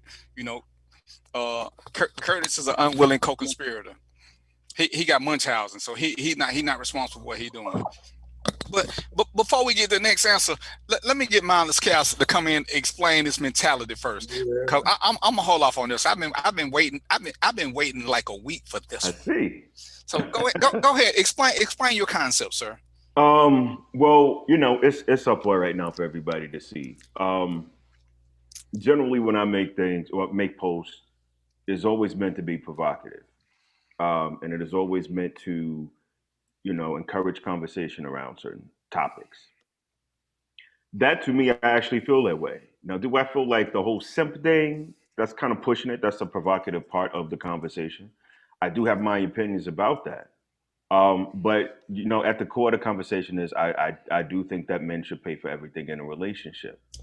I say that because, and I understand the word tradition comes up in some way. I think that people are naive, that if tradition does not show up in their relationship on some level, that this somehow makes them progressive, because I think that it always will.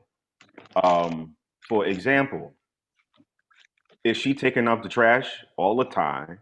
Does she want to be responsible for 100% of the bills? Does she want to be things such as a boss? Sometimes she wants to come home and be the wife and all, and you can't have it both ways. That's just not the way that reality is.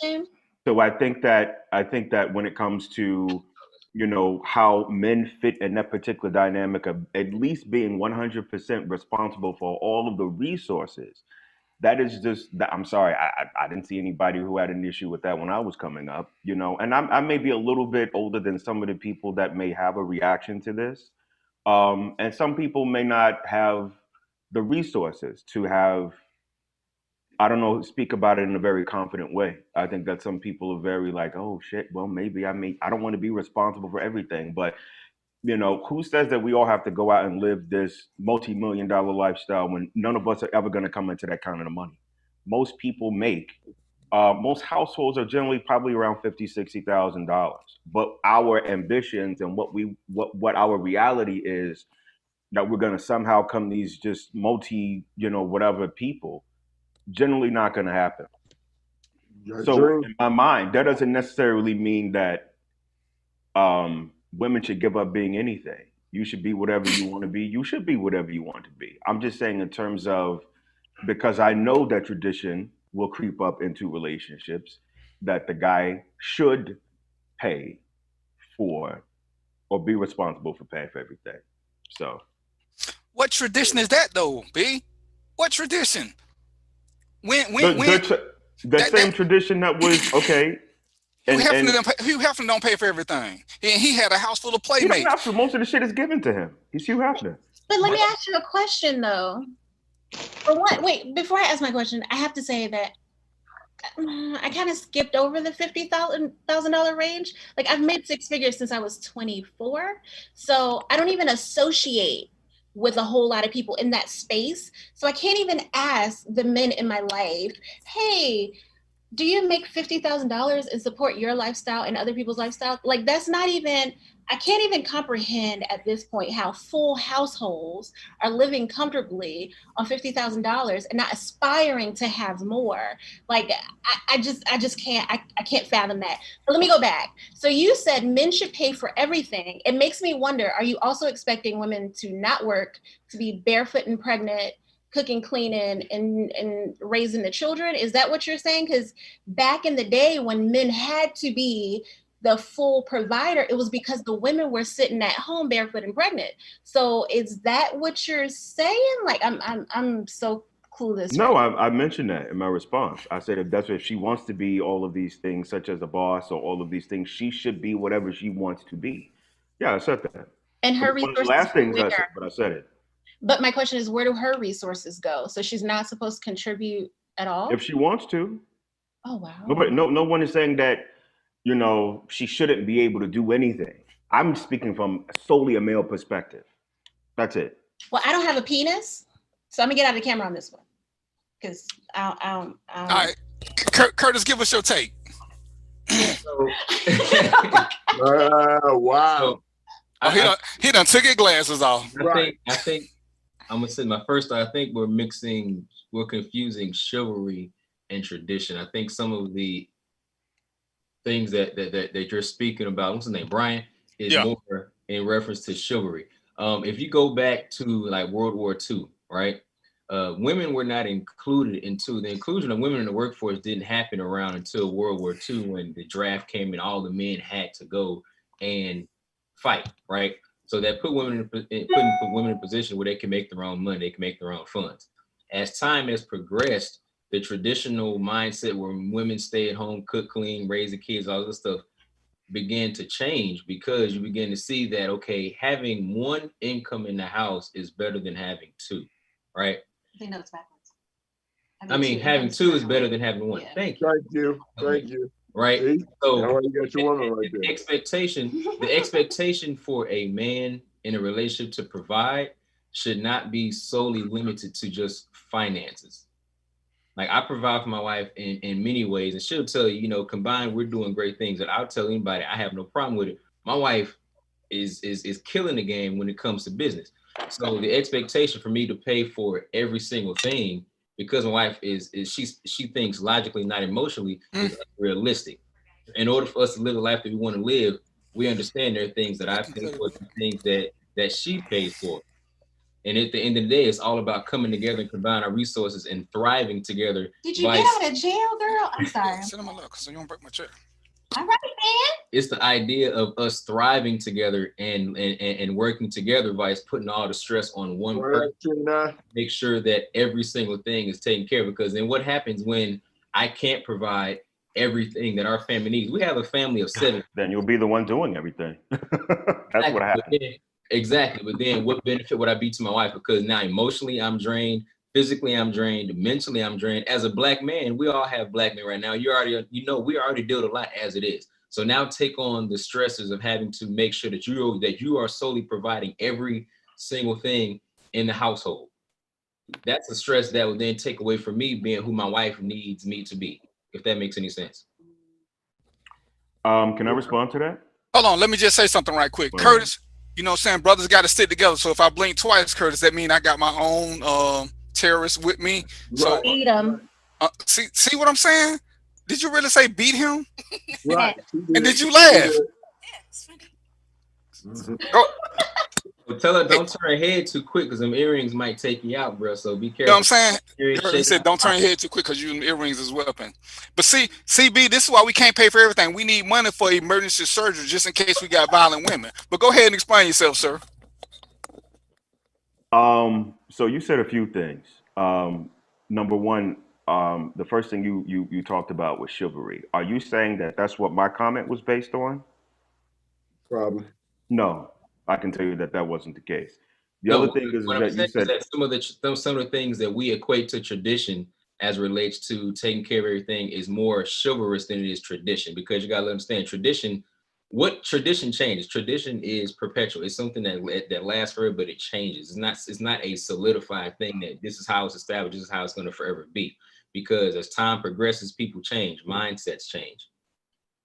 No, when I say tradition, I'm sorry, I don't think I use the word chivalrous. What I'm saying is that when I speak about the word tradition, I'm speaking about it from a cultural perspective. You know what I'm saying? Totally different from chivalrous. Chivalrous is do y'all disagree with something? But what culture, though? Right, that's what Western culture. What else culture? We're in Western culture. No. We're not in Western culture? But where in Western culture is it dictated or even implied that men should provide everything? Men should. The Bible? Y'all read the Bible? Okay, the Bible also says obey your slave master. Okay. Are you obeying your slave master? We got to stay on track. No, we're on track. The Bible talks about the guy, how the man talks about being the head of the household. So you listen to parts of the Bible, but not other parts. No, we're talking about this subject. No. You referenced a book that you're telling me you're only going to follow some parts of it. So are you saying that because the Bible says that men should be the providers, that you will also obey your master? Well, I think, we can't go off on this rabbit hole. We got to stick to one subject. And if culturally, a lot of people, if there have been laws that have been created around this in Western civilization, this is exactly why I'm just telling you what the mindset is. I don't necessarily, I'm just telling you what I think, what I've seen and what I feel. I can't necessarily say what other people won't do, but I'm just telling you, how I feel about the dynamic and how I got here. So in terms of chivalrous, I'm speaking about it from a cultural perspective, not necessarily something that is based on, I saw my dad treat his wife well, so I'm going to do it. We always know that that's not the case. Cultural influence has a much greater influence on individuals than it does on a micro level. I'm just saying. The other thing you said is men being solely responsible for, I'd say, like finances. I didn't say that they were solely responsible for just everything, right? If everything falls on a man's shoulders, what is she supposed to do? The only thing that I'm saying that should fall on the guy's shoulder is finances. That's it. Everything else he has to contribute because remember the comment I kept asking? If that's the case, she can't even buy me a birthday gift because she has no money. I didn't say that. I said that because I kept asking you about your extremism. Because you said the woman should pay for everything, and that's where my whole problem came from. you didn't make a statement, because I still don't know which culture you're talking about, where we don't define things. Because when somebody said even Western old school, grandmama babysat or something, she had a little change so that she could Okay. do things. There's never, I don't know a relationship where a man pays for everything, because then he's got an indentured servant. And no matter how the concept lays out, at some point that's going to come up in the conversation that I paid for this, I paid for that. So there are very few women who want to agree with that. That's why I said, when I posted in 21 groups, I only got 2 women. And what's the first thing Monica said? She started talking about rent, which was not the issue. As Varshay was saying, I'm talking about her having her own money so that Trina can have her own money. So when Trina want to go out and do something, if Trina want to buy me a gift, she ain't got to say, hey, Darren, can you give me $50?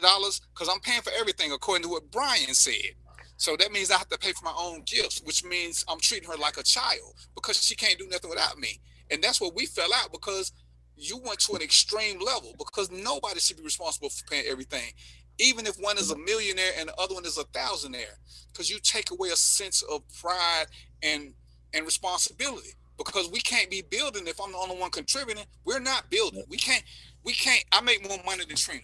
We can't get this house if I pay for everything, because we're not building. I'm building, she ride my coattail. How do we get? We don't have to do 50-50, and that's why you kept going. We either want all or nothing. And I'm saying there are fine lines depending on who makes what, where we have to agree to this. And I think that's what the culture says, because in this society, back in the day, women couldn't work. It wasn't like they stayed at home because they wanted to. They didn't have a choice. The minute they got a choice to work, they left. Even if it meant being maids, they were maids probably because it gave them a sense of, because they had their own money. Now I'm gonna let the women speak on this, because I ain't never been a woman who had to work. But I know Trina can tell a story about having somebody take care of her. But she had her own money where she could buy her own gas, she could buy groceries, she didn't have to keep asking a man for money and pay for everything in a relationship. That was my issue, that whole word. That's why I kept capitalizing. Every time I said something, I kept capitalizing everything, because I just came by into that theory for a happier, stable relationship. I don't understand the extremes. It's like, okay, well, I don't agree that Darren should pay for everything, and then you come in, you like, well, do you want to pay for everything? You want to pay all the way? Like, whoa, wait, why it gotta be so extreme? You know what I mean? If he's not paying for everything, how does him not paying for everything equate to me having to pay for everything? I don't understand that. And even when you speak on westernization, of course, the Western world is Western from Africa, because Africa would be East. So so that means that this is the white man's world. Hell, white men ain't even doing that. White men ain't even paying for absolutely everything. Hell, it was the white women who started fighting for rights so that they could, you know what I mean, to break the tradition. So who's really holding on to this Western tradition? Can I respond? That's what the pause was that for, me? brother. No, I mean, because it's coming all out the woodworks. Like, what I'm saying is that, okay, let's go back to, I think, what you were saying about everything being responsible for, the guy being responsible for everything, but then the woman cannot offer any support because the guy is technically responsible for everything according to the example. I never said anything about her not being able to contribute anything if she did not want to. I never said that she couldn't. I never said that she shouldn't be partly held responsible for it. Because what you want to do with your money and whatever you earn is up to you. What I'm saying is that any sort of responsibility, I don't think should be on her. If she wants to, that's fine. That's just the way that I see it. That's the way that people who look at it from those terms culturally see it. And we talk about the Western culture. Well, I mean, Judaism, Christianity, Muslim, especially Muslim countries, they're all considered to quote unquote be Western. And this is from a European reference. That's where I'm using the word Western. All of those tenets have to do with men being the financial head of the household. And I have a personal, even though I'm not a religious person, I have a connection to men being solely responsible. Again, It ain't got nothing to do with you wanting to, can't being able, not being able to, barred from. You can do whatever you want to. I'm just saying the responsibility of it in my mind is I'm the person that is the most resource. I am the resourceful one when it comes to taking care of everything financially. That's just the way that my philosophy is around it. Again, you can do what you want to do. I'm just saying that's just the way that I see it. So why are they simps? So they the problem if they don't prescribe to that though? Well, I was saying like in the beginning, it's a provocative, it's a provocative spark to get the conversation going. The other thing is that I do feel like guys who, I mean, she's your woman. She want to be taken care of. Oh well, maybe if I don't do X, I just can't imagine going that way, in my mind. Well, maybe she got it or whatever. Now, if you want to do something for me, that's good. But the lights and food, I I don't just I wouldn't want you to. Okay, well, shit. If I understand hard times. Trust me. I'm talking about the mentality of the guy who puts a fraction of it on his woman. That's I think that's very admirable of you. Yeah. However, today's women are nothing like these, these ancient women you're talking about.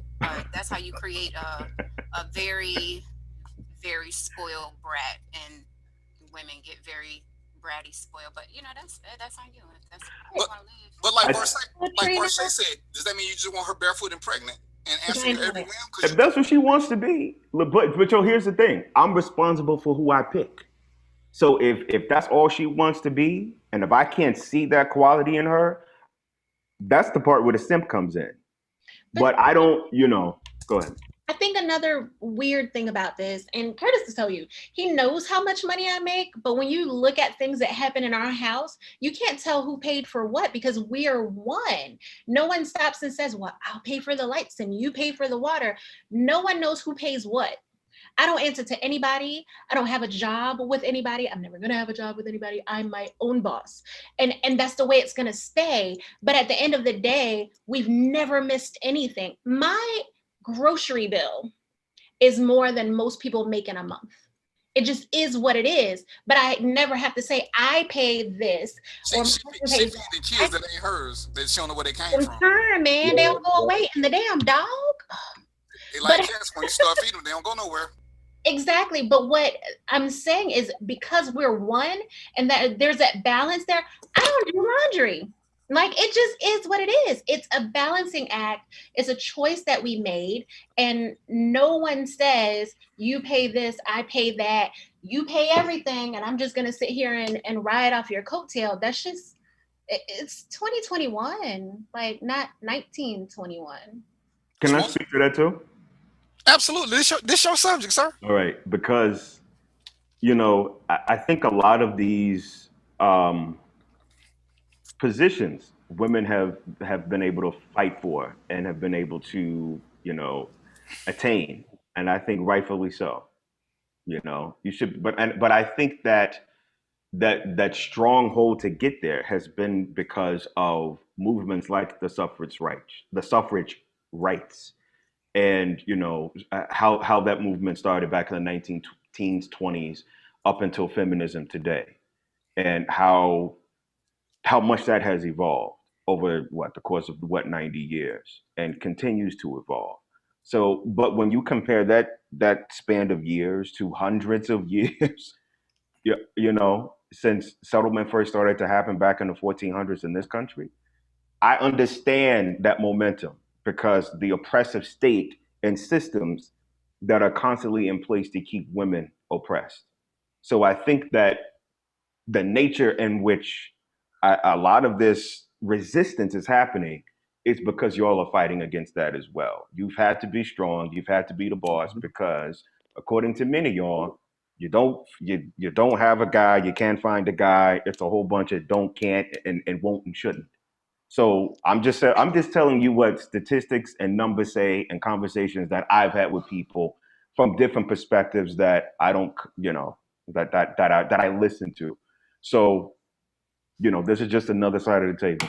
So what's a gold digger then? Because for most of the 21st century guys that I know, that's a gold digger. When a woman come in wanting you to pay for everything, we're gonna always label her a gold digger, whether we a man of means or not. There are plenty of things I can afford and have a woman, but I would never have a woman in my life who didn't contribute something.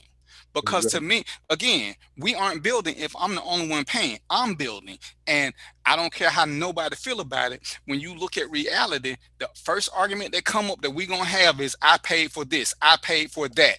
And what's she gonna say? She can't say nothing because you paid for everything. And people say, oh, I ain't that type of dude. Everybody have arguments. Them two have arguments. And if he paid for everything, as soon as he say I paid for everything, you know what she got to say? She gonna say, ain't that she can't say. She got to change the subject and go to something else because he's got an indentured slave who cannot finance anything. That's why every time somebody says something, and Brian, this was your statement, and this is why I got heated between me and you. Trina said she wanted to pay something. You went from she wanted to pay for something, so now you want to be 50-50 and have a roommate. How does paying for anything make us 50-50 or roommates? So If she, well, but I'm saying that's Yeah. how it got to this point because you went from one extreme to the other. Then you was like, I'm going too far, and I'm like, dude, you just said if she want to pay for one something, then she a roommate and we doing 50-50. that was Whoever makes the sarcasm. whoever makes the most money, in my opinion, in my relationship, should pay the bulk of things. Everybody has what they bring to the table. And like I said, my issue with you was when you said if you don't do this, you're simple, you're the problem. But and that's why I pulled the definition of simp. Simp is one that uses his money to get women. Because I'm gonna let Varshay speak on this. That's a new term. You got to No, go to the urban. You got to go to the urban. Did you go to the urban dictionary? yeah, I did. But when I must have gave it a new definition. no, when a man lead with money, Varshay, what do women typically do? They use him for his money because he keep throwing it out there. Use him up. And what did we talk about on the last show? And women all agreed. When a woman decides she's gonna sleep with a man, he ain't gotta have no money. Money is not the deciding issue. They'll sleep with broke brothers if that's what they want to do. So when they start using the money, Varshay said it, Trina said it, a bunch of women on here said it. They're gonna use the money because that's what he keep throwing out there. So they're gonna let him spend it. And then when she leave, oh, she was just using me for my money. But according to Brian, that's what a man's supposed to do. So No, I didn't say they that. were letting you be a man. No, I never said let anybody use you for anything.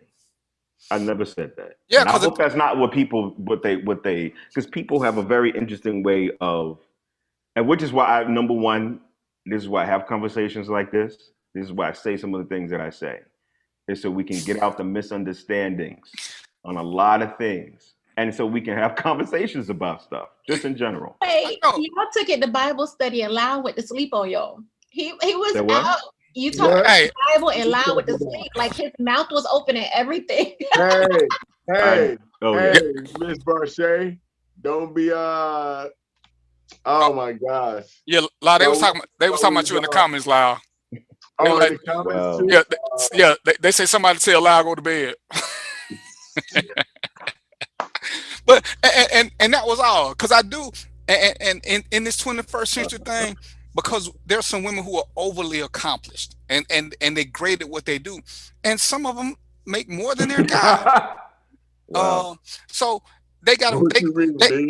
they gotta find something that works for them. And I tell everybody, because part of what Brian says I go for. But let's just say Oprah decided she liked me. I can't afford what Oprah can afford, but the rules are the same. The first date is gonna be something I can afford. If and I can't tell Oprah to move into my 6-figure lifestyle when she in a 9-figure lifestyle, but she loves me. So what do I do now? Because I can't afford to maintain her lifestyle. Should she just automatically discount me because I can't, even though she loves me and theoretically I love her? And that's why, when you keep saying what we've done, at some point the 21st century kicks in that most people want something that requires two people. And they don't have to contribute equally. What they have to do is both have to give 50% effort. Because one of the things I say is, I don't care how much, it doesn't matter how much money a woman makes. It matters how she spends it. Because there are lots of people who make a lot of money. I got a friend who make 100,000 and he spent 120. But I know somebody else who make 30,000, but they got 8 in savings. So which one would I'm gonna look at the one who got the money saved because he ain't just blowing money because he got it, but the one who got all the money and is constantly in debt. It look good if he tell you what he got till you see what he ain't got nothing because he in debt because he keeps spending. So that is, and a lot of people look at that now. One of the things, Trina one is good with money, Zion. One of the things that we did during the dating process is I got her up to speed on money. And I told her, I need for you to get your credit score up because for us to do certain things, I can't put your name on it because your credit score would bring me down and would make me pay more. So I need for you to come up here so that when we do stuff, we can do it in our name. Because right now, it's financially irresponsible. Well, not now, but back then, it would have been financially irresponsible for me to do things in our name and have to pay more because of her bad credit rating. And Varshay knows about the whole credit thing because I used to send people to her. And credit is important. So yeah, when I start looking at a potential mate, I need for them to have that. And when that's right, you're great with money. Right, I said your credit score won't good. Don't make me fight you. Um, but that's why there's certain things that the man, if you wanna be that man, you're supposed to teach her something. But guess what? She's supposed to teach you something too. Because I'm sure Curtis has learned something from dealing with Varshay other than to stand back and watch out for that lock that she keep popping him with like a whip because she over there beating him. But he's learned something from her. She's learned something from him because as you can tell, she's a little, you know, she, she like Trina. She's a Viking. That's what she's a Viking. Yeah, you know what I'm saying? She's a shield. She's a shield maiden. When he go to fight, she picking up a hatchet too. She ain't sitting back there talking about let me pop my nails off. The nails was already off, or she using them as weapons. But everybody got to bring something to the table, and we got to educate each other so that we can build together. And that's why. Okay, well I didn't mean to say Trina wasn't good with money. Trina didn't have good credit.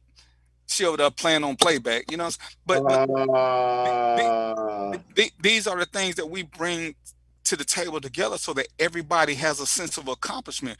Because if one is the only somebody doing something, how am I boosting her esteem? Because as Varshay would say, what is she there for if I'm paying for everything? What is the proverbial question is what does she bring to the table if I'm paying for everything? Poochie. She's rentable. She's super replaceable. If I'm paying for everything, she got to sit there and wait her turn, and then she can say. Well, I mean, nobody in terms. Okay, because are we going to get into the next topic? I don't know yet. Don't try to get away from this, bro. I told you this show was about you. No, I'm just saying because not to give it away, but Hold on. What's the next topic you want to get into?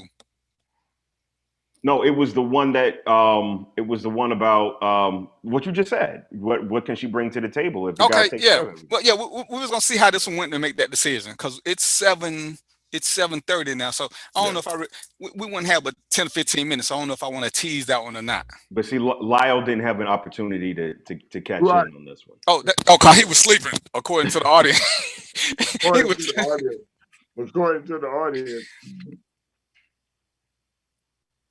So, Lyle, what's your opinion?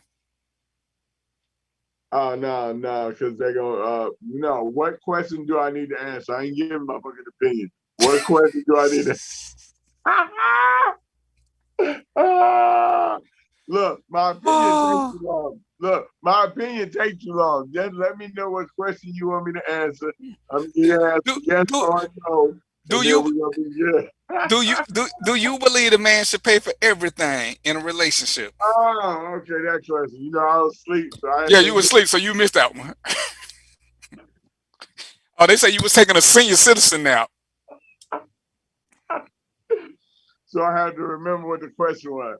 So, no, I'll tell you, as I was coming up, because of the whole, and I've said this before, of the whole women's live age, and women have been coming and doing more. At points, me and my ex-wife, we made the same, and then at points she made more than me. But there was no way that, I mean, I thought I was a good guy, when you let the woman have the checkbook and you deposit your check, and you let them pay the bill. She was good with money and all that kind of stuff. We bought houses and all that. But no, I don't think I could have. I don't think she would have, as Varshay says, sat back and let me pay for everything. She just wouldn't. I mean, that would have almost been like handicapping her. And I know that you would say, well, shit, if she could take all her money and do what she wants to, wouldn't she? But no, she probably really wouldn't. And it's funny because I'm a pig at Brian, because the one dude that tried to co-sign Brian's statement is married to an attorney. And I'm like, even if she a worse attorney, she making 60, Right. 70,000. So how Right. you agreeing with Brian when your wife is an attorney, dude? You know what I'm saying? Why are you even talking? And then he She starts don't talking even about, have to pay bills though, and she's an attorney. Can you imagine bringing her? That money is all yours. So if you want to do whatever it is that you want to do, okay, you know. But is it responsible though? She an But so you attorney. have to pay bills to be responsible. I didn't say pay bills. You said do whatever she wants with it. So if she said she wants to spend her whole salary on what's it called? Gigolos. Bundles. Frivolous stuff. Bundles Bundles? and blow pops and shit.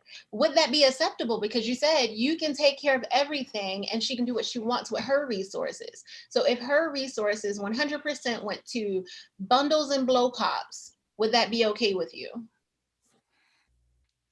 I mean, what she does. Would you want someone to tell you what to do with your money? I asked you that. I asked you. Okay, so I'll put it on me. I wouldn't want someone to tell me how to spend my money. It goes the same for my spouse. So if she and I can't understand that there's a behavior and a pattern to all things before you get married, then both of us have a serious problem. Why would I want to marry someone who wants to go around and spend bundles and blow pops all day? I No would be a cocaine. fool. Wouldn't I be a fool? But you Would I said be a whatever fool? you said whatever she want to do. Right. Like, I mean, come on now. How y'all talk about extremes? So Brian, where are we gonna operate in extreme form? Like, come because on. you started this when Trina said she wanted to pay a bill, you went to paying half. How does paying one bill or buying something equate to half?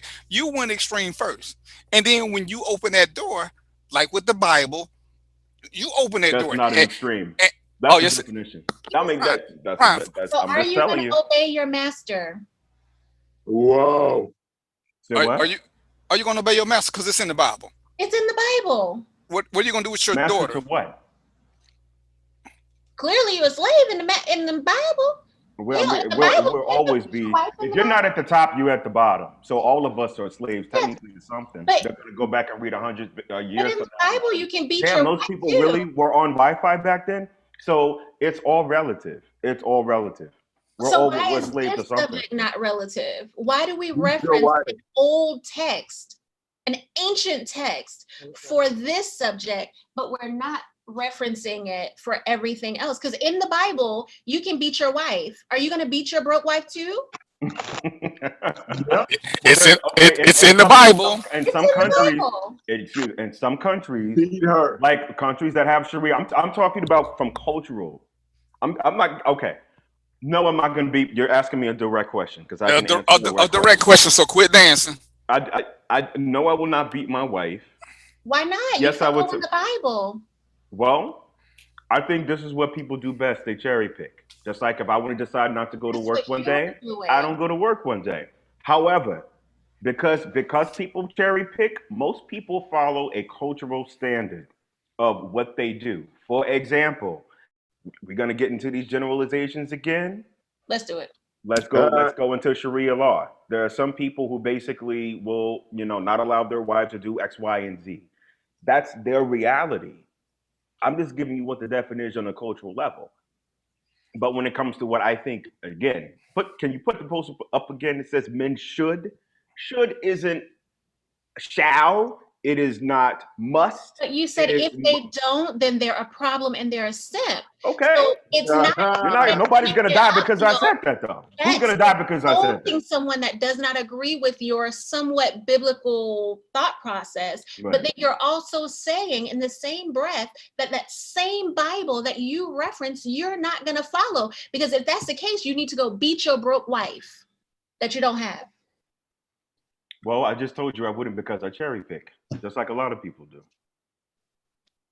Because some of us don't even follow the Bible, so some of us don't Exactly. I'm not a Christian. So that How the hell you bring up the Bible in the then? book. Huh? Then why are you referencing the book? I'm referencing the book as an example. I gave you a cultural example, but I told you a person. I mentioned before that I'm not a Christian, right? I don't even subscribe to those. But because I live in a Western country, just by being programmed, I have an Americanized mind. I don't know what it's like to grow up under Muslim law or some of these other countries that have an ideology. I don't know what it's like. I would go there and be lost. So there is some limited aspect of my reality. Although I'm a very well-read, researched person, I still have an Americanized mind. So I can only function in the scope of an Americanized culture. Okay, so tell me some American people in this American culture that live the way that you're talking. My mother lives that way. I grew up saying my mother didn't even have to work. She did. My father didn't say, "Baby, get them and beat your ass. I can't work." That was never part of my household. But because he came up the way that he did, and his father came up the way that he did, and I just had I was maybe I'm fortunate. They didn't have to. Did they? Did they? Of course. My mother worked because she wanted to. So I didn't grow up like that. That was, and I think I mentioned this before earlier on as well. That was my influence as to why I see things the way that I see things. But that does not mean that you can't, he can't, they can't do what they want to do. Let I me go to get the Bible for you. Say When you're what? a child, you do things as a child.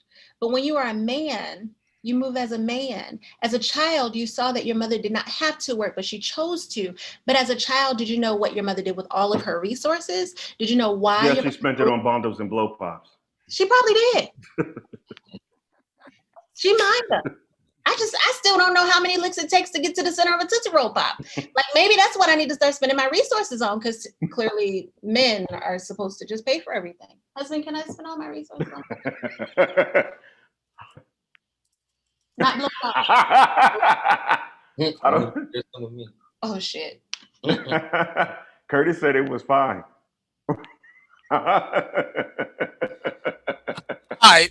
What we're gonna do is we're gonna go ahead and start on this third subject, and what we'll do is carry it over to next week. And I'm gonna make sure Curtis, I'm gonna send you a friend request because I want you to come back. I just need to make sure that you're all right. So me and you gonna be friends, and we got the code of communication going that Scarface was talking about, because I want us all to be warriors.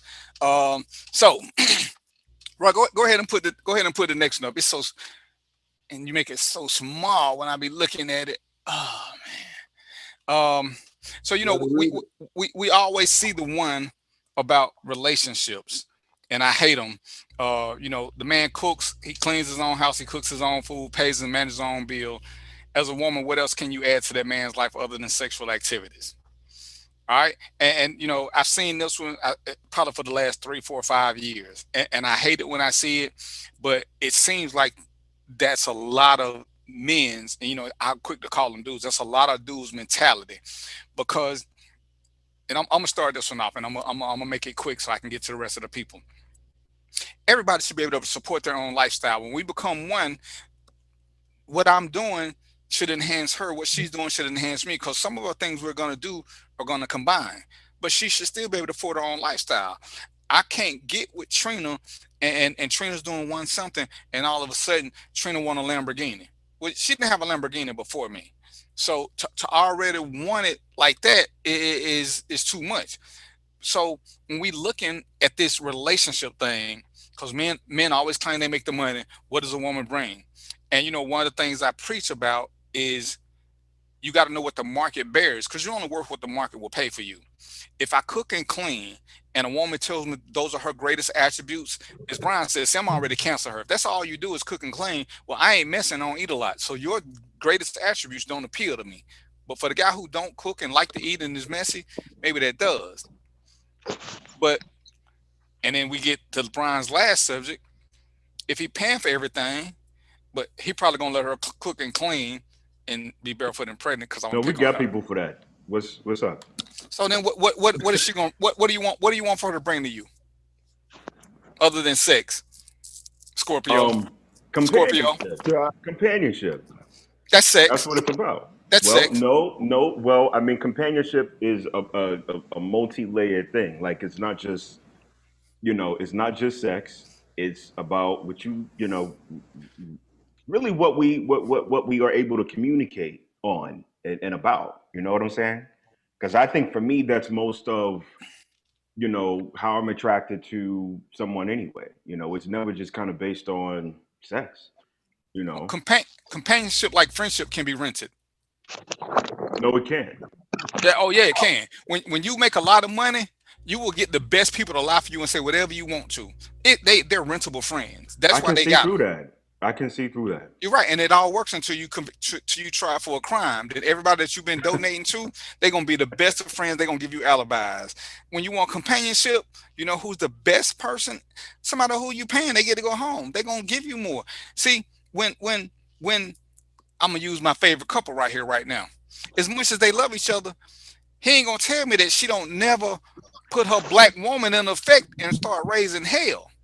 When you got a rented companion, they don't raise hell because they're on a limited time schedule. See, and that's what that companionship is a little bit different. Because when you want a real companion, you already accepting them fights. You know what I'm saying? You got your gloves, you got the good pillows so y'all can smack each other. You make sure all the saran wrap ain't in the house just in case she sleep too hard. You don't have to put it over her head. But for that paid companion, she ain't giving you no grief.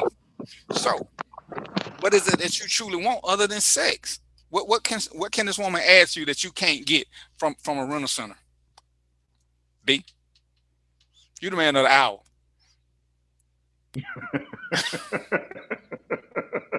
No, I'm just. You know what? I'm gonna stick to my guns on this one. Companionship. Because even if I got everything that's listed on there, right? Food, home, transportation, pay bills, manages everything. Um, and it's also a choice because I think by that particular point, companionship is some in my mind, companionship is something that is very unique and specific. You know, and it also depends on where you are in your life in terms of what you qualify as companionship. Um, other than, I mean, I think if we're limiting what people can offer someone other than sex and resources, then there's a hole there that needs to be filled, and that's with that person. That ain't got nothing to do with what who the other person is. That's about you. If you don't think you need anything else but resources and sex, you don't have a heart, you don't have a brain, you don't have a sense of community. That's on you. That ain't got shit to do with nobody else to me. Whoa. Okay, Lolly, there, you ain't got the camera. They said you went to the bathroom. That's why you blocked the camera. Curtis, what you got for me? No, bro, I'm here. What you talking about, man? I'm in the building. Come on, man. All right, Lolly, what you got? What you got? Well, you Uh, and Brian on the hot seat this show.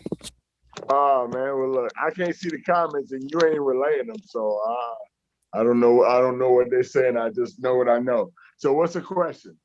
Well, uh, I don't know. I'm kind of jury's out on that one for me too because as far as about cooking, cleaning, I mean, cooking, I do need a a little help in that area. I cook some shit, but side dishes I ain't good at, But the rest of that, yeah, man. Cooking and cleaning. I need a woman to cook and clean, clothes, all that.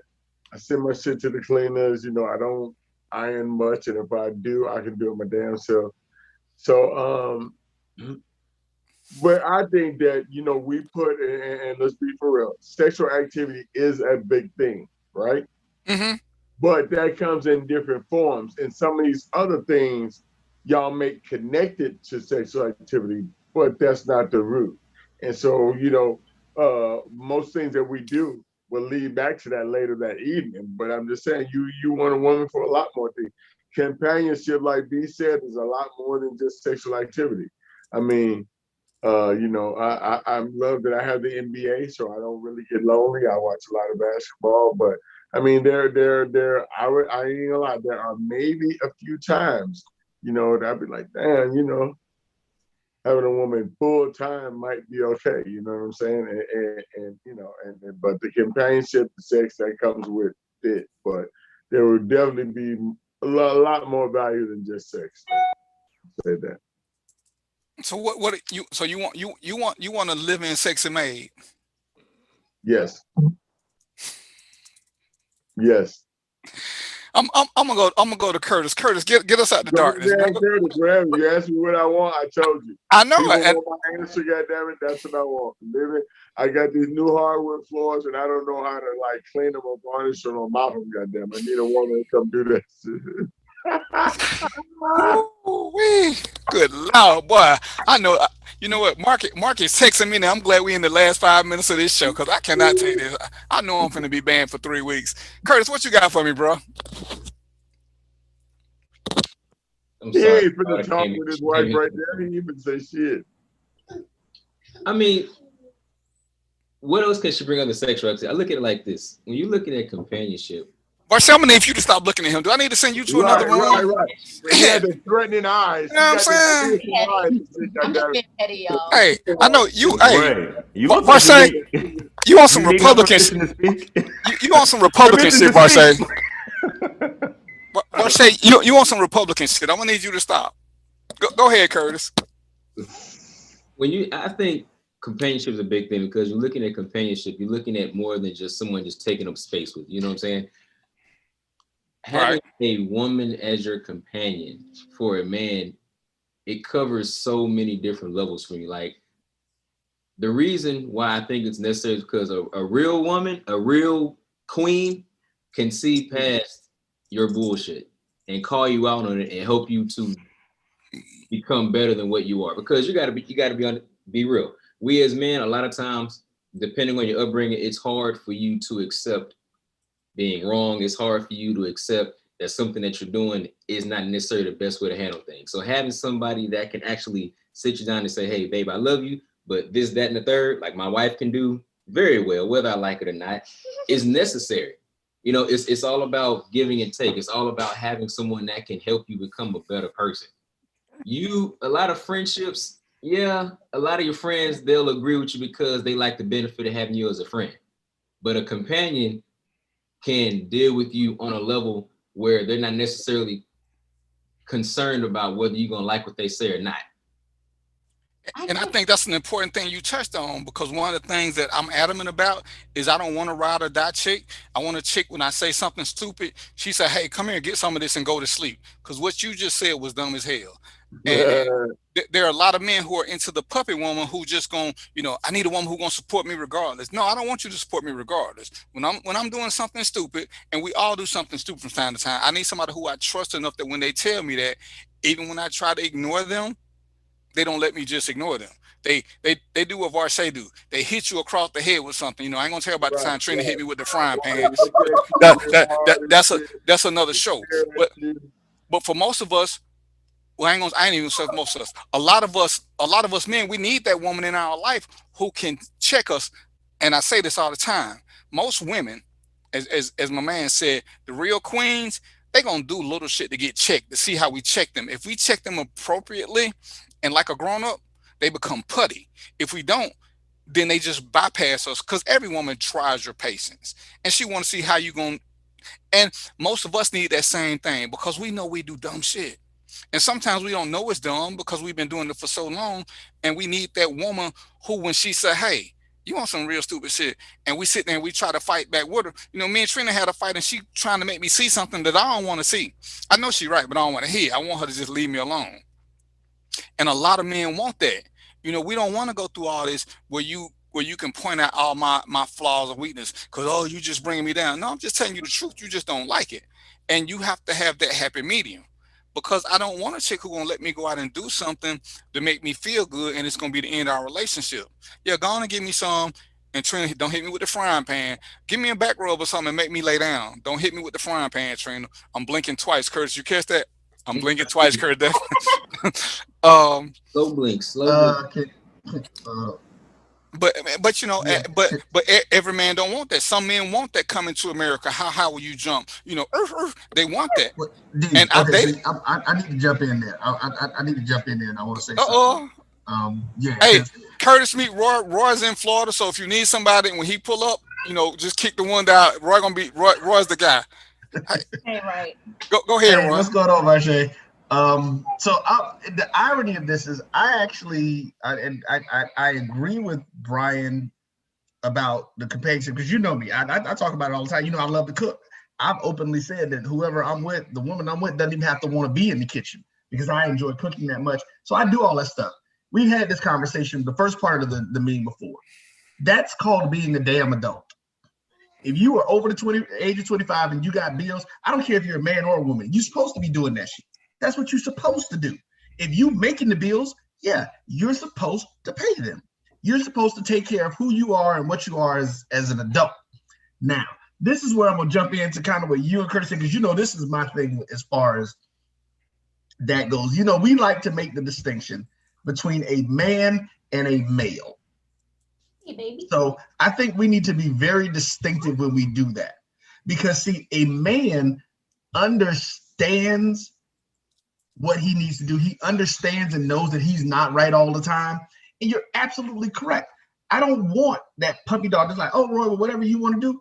Hell no. Even if it's something that I really want to do, if it doesn't make sense in your eyes, I need somebody that's going to be able to step up to me like, bro, I need you to take a step back and look at what you're doing. Because this is what I'm seeing in the situation. A man doesn't want a puppy. He doesn't want another child. He doesn't want a child. He doesn't want somebody that he can control. A man wants a partner. And I think that's where the thing, like I said, when Brian was talking, Brian and both Lyle were talking about companionship. There is so much more to that companion than just someone to physically be with. That is your intellectual and emotional equal. That is, somebody that you're on that page with. But I think we really have to stop saying this stuff about what a man, that there are men who don't want that. No, those aren't, to me, if they're men who don't want relationships, period, is what that is. If you have to be in control, if you have to be the one who makes every decision, you don't want a partner. That's just the reality of that. And that's one of the issues that we have in our relationships, regardless of who's making the most money, who's doing whatever. A partner is somebody that you work with. It's not somebody that you work against, or it's not somebody that you tell what to do, that you're right all the time and you're going through the process. That's not what that's supposed to be about. It's supposed to be about two people coming together and growing together. Like you said in the beginning, the beginning of this particular topic, it's about, I got my stuff, you got your stuff. Let's come together and see what we can build together now. Don't let us get together, you driving the Honda and now you want this Lamborghini. No, that's not how that works. Unless we gonna grind together to get that Lamborghini that you want, and then I'm gonna get something that I want out of it. It's not about that. Exactly, Marcy. She tried the word in. I was just about to say it's about balance. It is exact. That is exactly what it's about. We have to be here to balance each other out and to do stuff. Because see, there's some statistics, like we talk about the numbers and stuff. The statistics that don't nobody want to talk about, especially in today's society, when it comes to that. If you go out of 10 Black men and Black women, you're going to have 7 of those Black women who are making more money than Black men are today. 15 years ago, that might not have been the case. But today, Black women are more affluent than Black men are. And if you don't believe it, the numbers will bear it out. Because once the economy crashed and we went through that depression in 2009, most of the brothers lost what they had if they were in corporate America. So we've got to get past all the stuff. We've got to be able to build. We as men have to get past our egos. There are a bunch of males out there, you're absolutely right, who have those egos, and they don't want nobody to tell them nothing. They don't want to, it's my way or the highway, and that's why they sitting their ass on the side of the road now broke down, because they wouldn't listen to nobody else. But a man in himself wants that. He wants that balance in his life. He wants a woman who can get him straight when he's off kilter. So that's what I want to say. That's a touchy subject. I just want to say shout out to the background dancer. Hold on, I know you ain't talking trash. I seen a soft side of you. I know it wasn't supposed to be caught, but we got it memorialized now, and we're gonna do a running clip, Russ. I want you to make sure you say that little soft moment where Varsay was acting all sensitive and sweet. Cause I know my man he gonna need that. You know what I'm saying? Cause he probably ain't seen that, but every now and then, and we caught it. We got it memorialized in history. I ain't know what to do. I wanted to end the show, but we had to just focus in on you. And then, I ain't sure what's going on, how I got photobombed, how the show got took over. She wanted us to see her beautiful makeup. And I love red lipstick girl. Yes. Come here, shorty. Come here. Child abuse. All right, wave to them. So this is the future co-host of Random Thoughts with DVP. She got the blush on. Ain't that what y'all call it? Mm-hmm. She did that. She got, and she did all this by herself. Mm-hmm. This is what happens when you feed them and leave them alone. Really? All right, go upstairs. Mm. I don't even know how that happened. I came home one day and these people were here. The marshal told me I couldn't evict them for whatever reason. I couldn't evict them, so I ain't sure what happened. But hey, it's 8:05, and I know Roy doing his thing. And can y'all hear me? Cause now I don't hear nobody. Hear you. We're Yeah, on mute, though. it's 8:05. I want to thank Curtis for being a pop up guest, and because Varshay was talking a lot of trash about how she had the curse because she going through her Kurt Franklin episode in life where she beating kids and stuff. Uh, I, I Really? got you. I got you, bro. I know the code. You know what I'm saying? Hey, I done lived through an abusive relationship. I know what it is. And hey, come back right quick, Curtis. And this is what I tell. And Brian, you ain't married yet, but understand this. And I tell everybody this. Because men are shallow and we like good looking women, those are the most abusive ones because they just smile and think, don't nobody gonna believe them. See, if I had the video when I got hit with the frying pan that I ain't supposed to talk about, that's what they do. And if they got locks, if they got glasses, you know what I'm saying? So B, you still single. I'm just letting you know. We love them, but understand, go on and get an insurance policy they don't know nothing about. But make sure you pay your deductibles because you gonna get some whip marks. She probably got sharp toenails and cut him in the middle of the night when he ain't acting right and blame it on something else. So I'm just saying, but I had a good time. I'm gonna let Varshay and Curtis come in and introduce and tell us who they are first because I don't know if Varshay's still doing credit. But Curtis, come on in here. I'm sorry. I'm gonna let Varshay go first because she's a woman. We're gonna do this Southern style. Varshay, tell them what you got going on and what you're doing other than beating your man and stuff like that. Sorry, this ladies first stuff doesn't work for me because I'm still cherry picking from the Bible. I'm joking. I'm joking.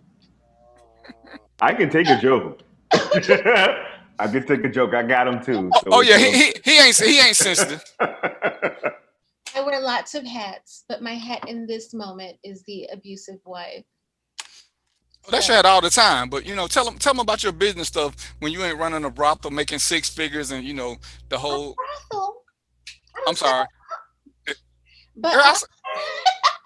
But no, seriously, I wear lots and lots of hats. I own a credit restoration business.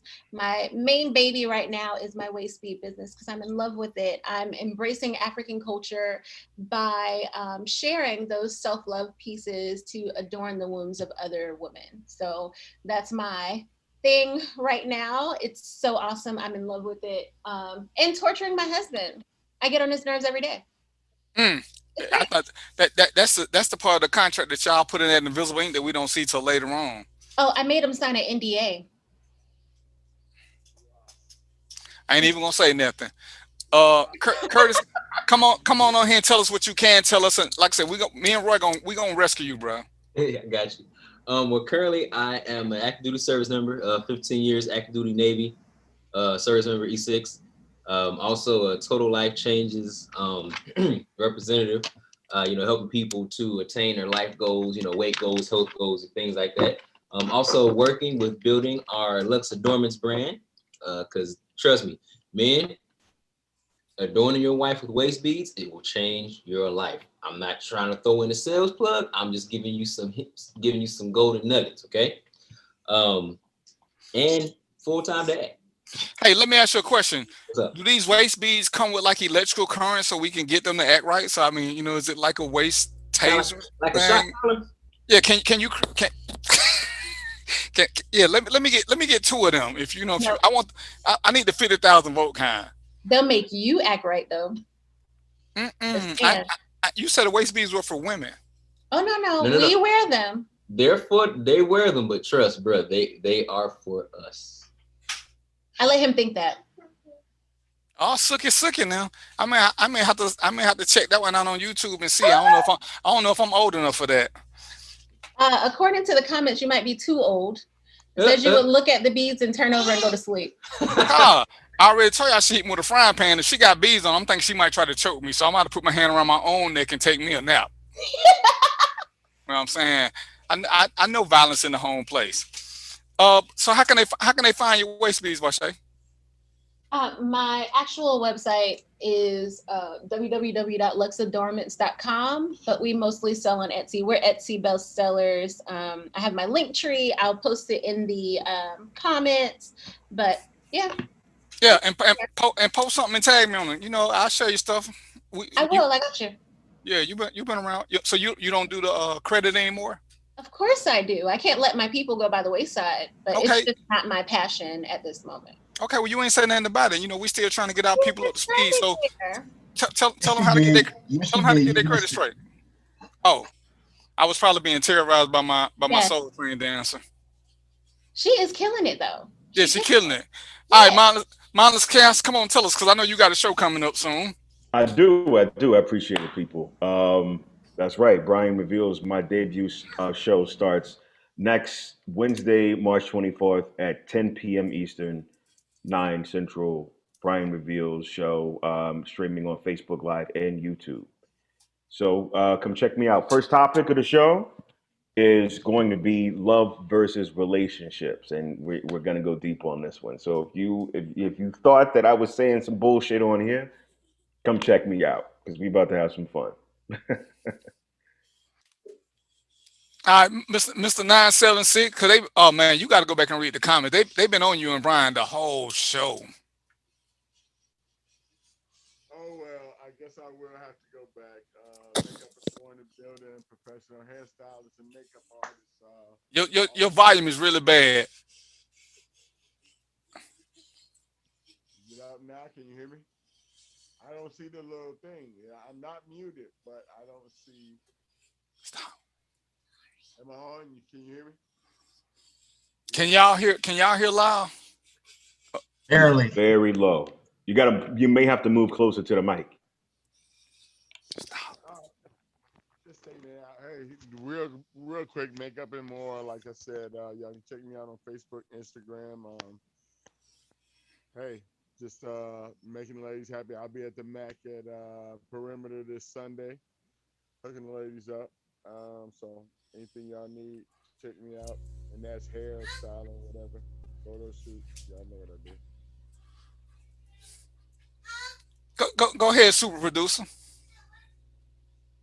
I'm not gonna do much tonight, but just drop this up there. If you don't have our app, please go to your Google and Apple app stores. Download the app; it's free. You can check out old episodes of Random Thoughts with DVP. You can also see some of the other live programmings. We will be coming up with some things in the next going into second quarter. So as March ends, we're just getting the team together. You'll be seeing a whole lot more from us, and we want you guys to be a part of the revolution that we are about to kick off. So we got a lot of big things coming up in the next few months, getting ready for the fall launch, getting ready to start recruiting people actually for multiple relationship game shows and things that we're going to be doing, along with some music trivia game shows. If you're into sci-fi and comic books, all that kind of stuff too. Like I said, we're gonna change the game on some folks as far as what you're used to getting from a network as it relates to Black entertainment for real. That's what's up. And y'all know who I am. I'm the host. I'm DVP. This is Random Thoughts. And I wanna say this on my outro. Understand this about some racism. Some racism is pure ignorance, and we want to label everything racism because it makes us feel better. But some people who we call racist aren't racist. They just don't know no better, and we gotta quit blaming everything on everybody else. Sometimes, if you know some white people or even some black people, sometimes you have to have real conversations with them because nobody ever explained to them why what they're doing can be seen as racist. Because there are a lot of them who are totally ignorant of what they're doing. And we have to be better than to quit calling them names because a lot of what we do is racist. But we're so ignorant. We say, "Oh, we can't be racist because we ain't got no power." But then we holler we kings and queens, which to me is super stupid. How you a king or queen but you ain't got no power? But we got $14 billion, but our money don't mean nothing, but it do mean something. So you can't keep fighting against yourself and expect people to respect where your mindset is. Either you got power or you don't. And if you don't, go ahead and tell your kids, hey, go find somebody white, let them tell you what to do, and just do it, because you ain't gonna never be nothing that you want to be. See, I don't get how we crossing those links together. We can all be great if that's what we want to be.